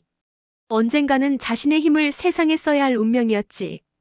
그리고 너는 그 아이가 힘을 올바른 곳에 쓸 수 있도록 이끌어주는 길잡이의 역할을 한 것이고, 스님은 내 손에 작은 목함 하나를 쥐어주었다. 이것을 그 아이의 머리맡에 두거라. 부처님의 자비가 그 아이의 영혼을 다시 육신으로 이끌어 주실 것이다. 나는 스님이 주신 목함을 들고 한달음에 병원으로 달려갔다. 목함을 열자 안에는 작은 황금빛 불상 하나가 들어있었다. 불상에서는 아주 따뜻하고 평화로운 기운이 흘러나오고 있었다. 나는 그것을 준서의 침대 옆 협탁에 올려두었다. 그리고 그날 밤 나는 꿈을 꾸었다. 꿈속에서 나는 끝없이 펼쳐진 어두운 안개 속을 헤매고 있었다. 그때 저 멀리서 작은 빛이 보였다. 빛을 따라가 보니 그곳에 준서가 웅크리고 앉아 있었다. 준서야. 내가 그의 이름을 불렀지만 그는 듣지 못하는 듯 했다. 그는 길을 잃은 아이처럼 두려움에 떨고 있었다. 나는 그에게 다가가 손을 잡았다. 괜찮아. 이제 돌아가자. 모두가 너를 기다리고 있어. 내가 그의 손을 잡는 순간 내 몸에서부터 따뜻한 빛이 흘러나와 그를 감쌌다. 그것은 김순이가 내게 남겨준 곽꽃의 힘 그리고 스님이 주신 불상의 힘이었다. 빛은 안개를 걷어내고 우리가 나아가야 할 길을 비춰주었다. 나는 그의 손을 잡고 빛을 향해 함께 걸었다. 유리야. 그가 아주 오랜만에 내 이름을 불렀다. 다음 날 아침 병원에서 기적 같은 소식이 전해졌다. 준서가 긴잠에서 깨어난 것이다. 나는 곧장 병원으로 달려갔다. 아직 몸을 가누기는 힘들었지만 그는 침대에 기댄 채 창밖을 바라보고 있었다. 준서야. 내 목소리에 그가 천천히 고개를 돌렸다. 그리고 나를 보며 희미하게 웃었다. 왔어? 그 한마디에 나는 참고 있던 눈물을 쏟아냈다. 준서는 몇 주간의 회복 기간을 거쳐 건강을 되찾았다. 그는 의식을 치렀던 날 밤의 일을 모두 기억하고 있었다. 할머니를 만났어. 꿈속에서. 이제 그만 쉬고 싶다고 하시더라. 그리고 나한테 고맙다고 하셨어. 우리는 예전처럼 함께 웃고 떠들고 평범한 일상을 보냈다. 하지만 우리는 더 이상 평범한 고등학생이 아니었다. 우리는 수많은 시련을 함께 겪으며 영적으로 성장했다. 나는 더 이상 귀신을 두려워하지 않았다. 그들 역시 각자의 사연을 가진 존재라는 것을 이해하게 되었다. 그리고 나는 내 능력을 그들을 돕는 데 사용하기로 결심했다. 준서는 외할머니의 뒤를 이어 사람들을 돕는 무당이 되기로 결심했다. 그는 자신의 힘을 더 이상 숨기지 않고 올바르게 사용하는 법을 배우기 시작했다. 우리의 길은 달랐지만 목표는 같았다. 보이지 않는 세상에 고통받는 존재들을 위로하고 이 세상을 조금 더 평화로운 곳으로 만드는 것. 우리 집은 이제 완벽한 안식처가 되었다. 준서의 희생으로 만들어진 결계는 그 어떤 악한 존재도 막아내는 신성한 공간이 되었다. 그리고 내 방 창가에는 여전히 시들지 않는 하얀 곽꽃이 우리의 새로운 시작을 축복하듯 은은한 향기를 내뿜고 있었다. 길고 어두웠던 터널을 지나 우리는 마침내 우리 자신만의 빛을 찾은 것이다. 준서가 건강을 되찾고 우리의 삶은 안정을 되찾았다. 하지만 모든 것이 예전과 같지는 않았다. 특히 나에게는 큰 변화가 생겼다. 이전에는 그저 귀신을 보고 듣는 수준이었다면 이제는 그들의 감정과 기억까지도 어렴풋이 느낄 수 있게 된 것이다. 김순이의 한을 풀어주고 준서의 영혼을 다시 불러오는 과정에서 나의 영적인 감각이 한 단계 더 각성한 것 같았다. 처음에는 혼란스러웠다.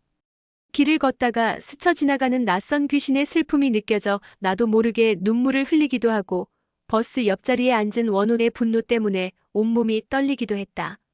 내 영혼이 더 맑아져서 그래. 다른 영혼들과의 주파수가 더 잘 맞게 된 거지. 일종의 영매 체질이 된 거야. 준서는 내 변화를 단번에 알아차리고 설명해 주었다. 이거 좋은 거야? 너무 힘든데. 원치 않는 감정들이 너무 많이 들어와. 훈련이 필요해. 내 감정과 다른 영혼의 감정을 분리하는 훈련. 그리고 내 능력을 통제하는 법을 배워야지. 그렇지 않으면 너는 곧 지쳐버릴 거야. 준서는 나를 위해 특별한 훈련법을 알려주었다. 매일 아침 명상을 통해 마음을 비우고 내 영혼의 중심을 잡는 연습이었다. 그리고 내 주변에 얇은 보호막을 치는 심상훈련을 통해 외부의 영적인 파장으로부터 나 자신을 지키는 법을 가르쳐 주었다. 훈련은 쉽지 않았지만 나는 꾸준히 노력했다. 그러자 조금씩 변화가 생겼다. 나는 이제 무분별하게 쏟아져 들어오는 감정의 홍수 속에서 나 자신을 지킬 수 있게 되었다. 그리고 내가 원할 때만 특정 영혼에게 집중하여 그들의 감정과 기억을 읽어낼 수 있는 능력의 스위치를 조절하는 법을 터득하게 되었다. 새로운 능력은 나에게 새로운 과제를 안겨주었다. 어느 날 나는 학교 도서관 구석에서 책을 읽고 있는 한 여학생의 영혼을 보았다. 그녀는 교복을 입고 있었지만 몸은 반투명했다. 그녀의 주변에는 깊은 슬픔과 외로움의 기운이 맴돌고 있었다. 나는 조심스럽게 그녀에게 다가가 나의 능력을 사용해 그녀의 마음에 집중했다. 그러자 그녀의 기억이 파도처럼 밀려들어왔다. 그녀의 이름은 이수진. 1년 전 이 학교 옥상에서 스스로 목숨을 끊은 학생이었다. 이유는 극심한 학교 폭력과 따돌림. 아무도 자신의 고통을 알아주지 않는다는 절망감 속에서 그녀는 홀로 죽음을 선택했던 것이다. 그리고 죽어서도 학교를 떠나지 못하고 자신이 가장 좋아했던 도서관 구석을 맴돌고 있었다. 아무도 나를 기억해주지 않아. 모두가 나를 잊었어. 그녀의 마음속에서 절규가 들려왔다. 나는 가슴이 아팠다. 나는 준서와 상의한 끝에 우리가 그녀를 위해 할 수 있는 일을 하기로 했다. 우리는 학교 신문 동아리에 가입했다. 그리고 1년 전 이수진 학생의 죽음에 대해 학교 폭력이라는 주제와 엮어 심층 취재 기사를 쓰기로 했다. 우리는 그녀의 옛 친구들을 찾아가 인터뷰하고 당시 사건을 덮으려 했던 학교 측의 문제점을 파헤쳤다. 기사가 나간 뒤 학교는 발칵 뒤집혔다. 잊혔던 사건이 다시 수면 위로 떠오르자 교육청에서 감사가 나왔고 당시 가해 학생들은 뒤늦게나마 징계를 받았다.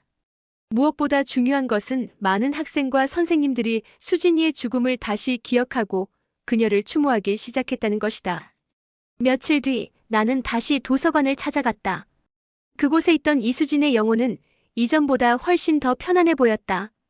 그녀를 감싸던 슬픔의 기운은 옅어지고 맑고 투명한 빛이 그녀를 감싸고 있었다.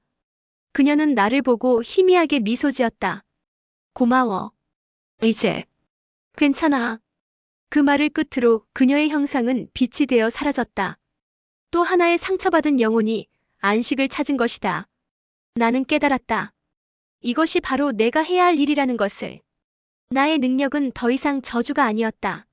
억울하게 죽거나 상처받은 영혼들의 목소리를 세상에 대신 전해주고 그들의 마지막 가는 길을 위로해주는 것. 그것이 나에게 주어진 새로운 사명이었다.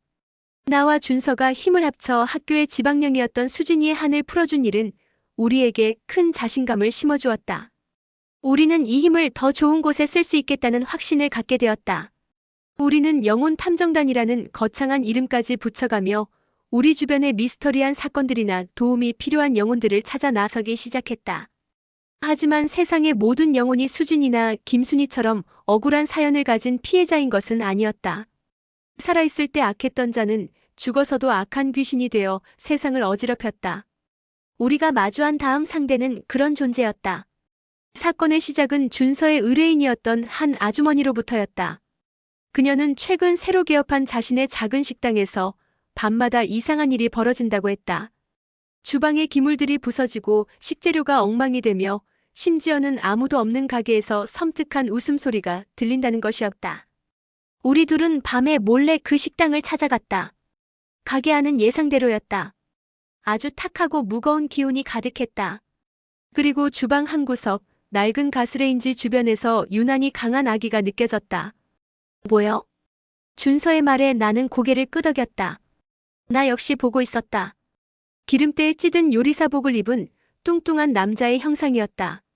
그의 눈은 탐욕과 심술로 가득 차 있었고 손에는 시커먼 식칼을 들고 있었다. 이 가게 전주인이었나? 그런 것 같아. 그런데 기운이 너무 안 좋아. 살아생전에도 좋은 사람은 아니었던 것 같아. 우리는 다음 날 가게 주변을 탐문해 이전 가게에 대해 알아보기 시작했다. 그 결과 충격적인 사실을 알게 되었다. 이 가게는 원래 왕만두라는 이름의 만두 가게였고 주인 남자는 인색하고 포악하기로 소문난 사람이었다. 그는 아내를 상습적으로 폭행했고 가게에서 일하는 직원들의 임금을 떼먹는 일도 다반사였다. 그러던 어느 날 그는 주방에서 가스 폭발 사고로 사망했다. 경찰은 단순 사고로 종결했지만 동네 사람들 사이에서는 소문이 무성했다. 그가 아내의 앞으로 거액의 생명보험을 들어두었고 사고 직전 아내와 심하게 다퉜다는 것이었다. 사람들은 그의 아내가 복수를 위해 일부러 사고를 낸 것이라고 수군거렸다. 결국 자기가 뿌린 대로 거둔 거네. 문제는 죽어서도 정신을 못 차렸다는 거지. 자기가 죽은 게 억울하다고 생각하고 이 가게에 새로 들어온 사람들을 괴롭히면서 자기 영역이라고 주장하고 있는 거야. 그날 밤 우리는 다시 식당을 찾아갔다. 이번에는 대화가 아닌 테마를 위해서였다. 네 이놈. 살아생전 저지른 죄도 모자라 죽어서까지 악행을 저지르느냐. 준서가 방울을 흔들며 호통을 쳤다. 그러자 주방 구석에 있던 남자의 형상이 모습을 드러냈다. 크아. 어디서 애송이들이 와서 겁도 없이 까부는구나. 여긴 내 가게야. 내 허락 없이는 아무도 여기서 장사할 수 없어. 그는 손에 든 식칼을 휘두르며 우리에게 달려들었다. 나는 재빨리 김순이가 남긴 곽꽃을 꺼내들어 그의 공격을 막아냈다. 하얀 빛이 그의 시커먼 식칼과 부딪히며 불꽃을 튀겼다. 이건. 악귀는 곽꽃의 신성한 기운에 놀라 주춤거렸다. 내 놈 같은 악귀에게는 대화도 자비도 필요 없다. 지옥으로나 떨어져라. 준서는 부적 몇 장을 꺼내 그의 몸을 향해 던졌다. 부적은 불화살처럼 날아가 그의 몸에 박혔다. 크아! 악귀는 끔찍한 비명을 지르며 몸부림쳤다. 그의 몸이 시커먼 연기를 내뿜으며 타들어가기 시작했다. 내가 이대로 죽을 것 같으냐? 그는 마지막 발악을 하듯 주변의 모든 기운을 빨아들이기 시작했다. 주방의 칼과 그릇들이 공중으로 떠올라 우리를 향해 날아왔다. 위험해. 준서가 나를 감싸 안고 바닥에 엎드렸다. 쇠붙이들이 우리 등 위로 비처럼 쏟아졌다. 그때 나는 악귀의 마음속을 들여다보았다. 그의 기억 속에서 나는 가스 폭발 사고 당시의 진실을 보게 되었다. 그것은 사고가 아니었다. 그의 아내가 저지른 계획적인 범행도 아니었다. 그가 폭행을 견디다 못한 아내와 몸싸움을 벌이다가 실수로 가스밸브를 건드렸고 그 순간 켜져 있던 불이 옮겨붙어 폭발이 일어난 것이었다. 그의 죽음은 결국 자기 자신의 폭력성이 불러온 비극이었던 것이다. 당신은 억울하게 죽은 게 아니야. 당신이 자초한 일이라고. 내가 소리치자 악기의 움직임이 순간 멈칫했다. 그는 자신의 기억을 내가 읽었다는 사실에 당황한 듯했다. 닥쳐라. 거짓말 마. 아니, 당신도 알고 있잖아. 당신의 분노는 억울함이 아니라 자신의 어리석음에 대한 화풀이일 뿐이야. 내 외침이 그의 마음을 흔든 것일까? 그의 몸을 태우던 부적의 불길이 더욱 거세졌다. 그는 결국 고통을 이기지 못하고 한 줌의 검은재가 되어 사라져버렸다. 모든 것이 끝나고 가게 안은 다시 고요해졌다. 우리는 어지럽혀진 가게를 둘러보며 한숨을 쉬었다. 세상을 어지럽히는 것은 억울하게 죽은 영혼들의 한뿐만이 아니었다. 살아있을 때부터 뒤틀려 있던 인간의 악에 그것이야말로 진짜 어둠의 근원이었다. 우리는 그 어둠과 계속해서 싸워나가야 한다는 것을 다시 한번 깨달았다. 악귀를 퇴치한 뒤 식당은 평온을 되찾았고 아주머니는 우리에게 몇 번이고 고맙다고 인사했다. 우리는 작은 보람을 느꼈지만 동시에 마음 한구석이 무거워지는 것을 느꼈다. 우리가 상대해야 할 어둠이 생각보다 훨씬 더 깊고 다양하다는 것을 알게 되었기 때문이다. 우리가 언제까지 이런 일을 계속할 수 있을까? 어느 날 학교 옥상에서 준서가 툭 하고 물었다. 우리는 아직 고등학생이야. 하지만 우리가 하는 일은 목숨을 걸어야 하는 위험한 일들이지. 지금은 운이 좋아서 잘 해결하고 있지만 언젠가 우리 힘으로 감당할 수 없는 상대를 만날 수도 있어. 그의 말은 사실이었다. 우리는 정식으로 훈련받은 퇴마사나 무당이 아니었다. 그저 특별한 능력을 가진 평범한 학생일 뿐. 우리의 힘에는 한계가 있었다. 그럼 그만둬야 한다는 거야? 아니, 그만둘 수는 없어. 우리가 아니면 누가 그들의 목소리를 들어주겠어. 다만 앞으로 우리가 나아갈 길에 대해 진지하게 고민해봐야 한다는 거야. 준서는 대학에 진학하는 대신 외할머니의 뒤를 이어 정식으로 신내림을 받고 무당의 길을 걷겠다고 말했다. 그것이 자신의 운명이고 자신의 힘을 가장 올바르게 쓸 수 있는 방법이라고 믿기 때문이었다. 너는 어떻게 할 거야, 유리야? 그의 질문에 나는 쉽게 대답할 수 없었다. 나는 평범한 삶을 동경해왔다. 친구들과 대학에 가고 연애도 하고 평범한 직업을 갖는 살.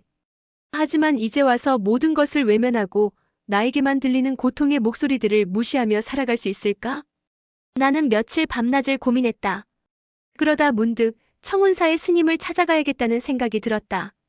그분이라면 내게 지혜로운 조언을 해주실 수 있을 것 같았다. 왔느냐? 스님은 내가 올 것을 미리 알고 있었다는 듯 따뜻한 차를 내어주셨다. 나는 그에게 내 고민을 모두 털어놓았다. 평범한 삶에 대한 미련과 내 능력에 대한 책임감 사이에서의 갈등을. 스님은 내 이야기를 묵묵히 들어주시더니 조용히 입을 열었다. 삶의 길에 정답은 없느니라. 무당의 길을 걷는 것도 평범한 삶을 사는 것도 모두 각자의 선택이고 인연일 뿐. 중요한 것은 내가 어떤 선택을 하든 내 마음의 소리를 따르는 것이다. 제 마음의 소리요? 그렇다. 너는 무엇을 할 때 가장 행복하고 보람을 느끼느냐? 다른 사람의 시선이나 세상의 기준이 아닌 오직 너 자신에게 물어보거라. 스님과의 대화는 내 마음을 흔들었다. 나는 돌아오는 길에 곰곰이 생각해 보았다. 나는 언제 가장 보람을 느꼈을까? 김순이의 한을 풀어주었을 때, 수진이의 억울함을 세상에 알렸을 때, 식당 아주머니의 감사 인사를 받았을 때, 누군가의 아픔을 어루만지고 어둠 속에서 빛을 찾아주었을 때, 나는 살아있음을 느꼈다. 나는 결심했다. 나는 준서처럼 무당이 되지는 않을 것이다. 하지만 내 능력을 외면하지도 않을 것이다. 나는 평범한 삶 속에서 나만의 방식으로 사람들을 그리고 영혼들을 돕는 길을 찾아보기로 했다. 나는 대학에서 심리학을 전공하기로 결심했다. 사람의 마음을 더 깊이 이해하고 상처받은 사람들을 위로하는 법을 배우고 싶었다. 그것은 살아있는 사람뿐만 아니라 죽은 영혼들의 마음을 이해하는 데도 큰 도움이 될 것이라고 믿었다. 나는 나의 결심을 준서에게 이야기했다. 그는 내 선택을 존중해 주었다. 좋은 생각이야. 너다운 선택이다. 심리학을 공부한 영매라. 아주 멋진 조합인데? 우리는 서로를 보며 웃었다. 우리는 각자 다른 길을 선택했지만 우리의 마음은 언제나 함께일 것이다. 어둠 속에서 빛을 찾는 영혼 탐정단은 앞으로도 계속될 것이었다. 운명의 갈림길에서 우리는 각자의 길을 선택했다. 그리고 그 선택은 우리를 더 단단하고 성숙한 존재로 만들어주었다. 앞으로 어떤 시련이 닥쳐올지는 알 수 없지만 우리는 더 이상 두렵지 않았다. 서로가 곁에 있는 한 우리는 어떤 어둠도 이겨낼 수 있을 것이다. 고등학교를 졸업하고 나는 계획대로 심리학과에 진학했다. 준서는 고등학교 졸업과 동시에 외할머니의 신당을 물려받아 정식으로 박수무당이 되었다. 우리는 각자의 자리에서 새로운 삶을 시작했다. 대학 생활은 즐거웠다. 나는 마음 맞는 친구들을 사귀고 열심히 공부하며 평범한 대학생의 삶을 만끽했다. 물론 내 눈에만 보이는 특별한 친구들은 여전히 내 주변에 있었지만 나는 이제 그들과 공존하는 법을 완벽하게 터득했다. 그러던 어느 날 나는 교양 수업에서 아주 흥미로운 친구를 만나게 되었다. 그의 이름은 강민우. 그는 민속학을 전공하고 있었는데 특히 귀신이나 초자연적인 현상에 대한 지식이 전문가 수준이었다. 서양의 폴터가이스트 현상은 사실 한국의 도깨비와 아주 유사한 속성을 보여. 실체는 없지만 물리적인 힘을 행사하고 사람에게 짓궂은 장난을 치는 걸 좋아하지. 그는 수업 시간에 열정적으로 발표하며 동서양의 귀신들을 비교 분석했다. 나는 그의 이야기에 완전히 매료되었다. 그는 나처럼 귀신을 직접 보거나 느끼지는 못했지만 수많은 문헌과 자료를 통해 그 누구보다도 귀신의 생태에 대해 깊이 이해하고 있었다. 우리는 금방 친해졌다. 나는 그에게 나의 비밀을 털어놓지는 않았지만 그와 초자연적인 현상에 대해 토론하는 것은 아주 즐거운 일이었다. 내 생각은 어때? 귀신이라는 게 정말 죽은 사람의 영혼일까? 아니면 살아있는 사람들의 불안이나 공포가 만들어낸 일종의 에너지체일까? 둘 다일 수도 있지 않을까? 죽은 사람의 영혼이 살아있는 사람들의 특정 감정과 공명에서 더 강한 힘을 갖게 되는 거지. 우리의 대화는 언제나 시간 가는 줄 모를 정도로 흥미진진했다. 그러던 중 우리 학교 기숙사에서 이상한 일이 벌어지기 시작했다. 오래된 동쪽 기숙사 건물에서 밤마다 의문의 화재 경보가 울리고 학생들이 단체로 악몽에 시달리는 일이 벌어진 것이다. 학교 측에서는 노후된 설비 탓이라고 했지만 학생들 사이에서는 기숙사 괴담이 퍼져나가고 있었다. 그 기숙사 원래 터가 안 좋기로 유명해. 예전에 한국 전쟁 때 임시 야전 병원으로 쓰였던 곳이래. 그때 죽은 군인들의 원혼이 떠돈다는 소문이 있어. 민우가 자료를 찾아와 내게 보여주었다. 그냥 소문만은 아닐 거야. 나는 기숙사 건물 주변을 맴도는 군복 차림의 수많은 영혼들을 이미 보고 있었다. 그들은 전쟁터의 끔찍한 기억에 갇혀 밤마다 고통스러운 악몽을 꾸고 있었고 그들의 집단적인 고통이 기숙사 전체에 영향을 미치고 있었던 것이다. 이대로 두면 기숙사에 사는 학생들이 위험해질 수도 있어. 저들의 고통이 살아있는 사람들의 정신을 갉아먹을 거야. 나는 이 문제를 해결해야겠다고 결심했다. 하지만 준서는 요즘 큰 곳을 준비하느라 너무 바빴다. 나 혼자서 수십 명의 군인 원혼들을 상대하기는 벅찼다. 그때 민우가 떠올랐다. 나는 큰맘 먹고 민우에게 나의 비밀을 털어놓았다. 내가 귀신을 본다는 사실을.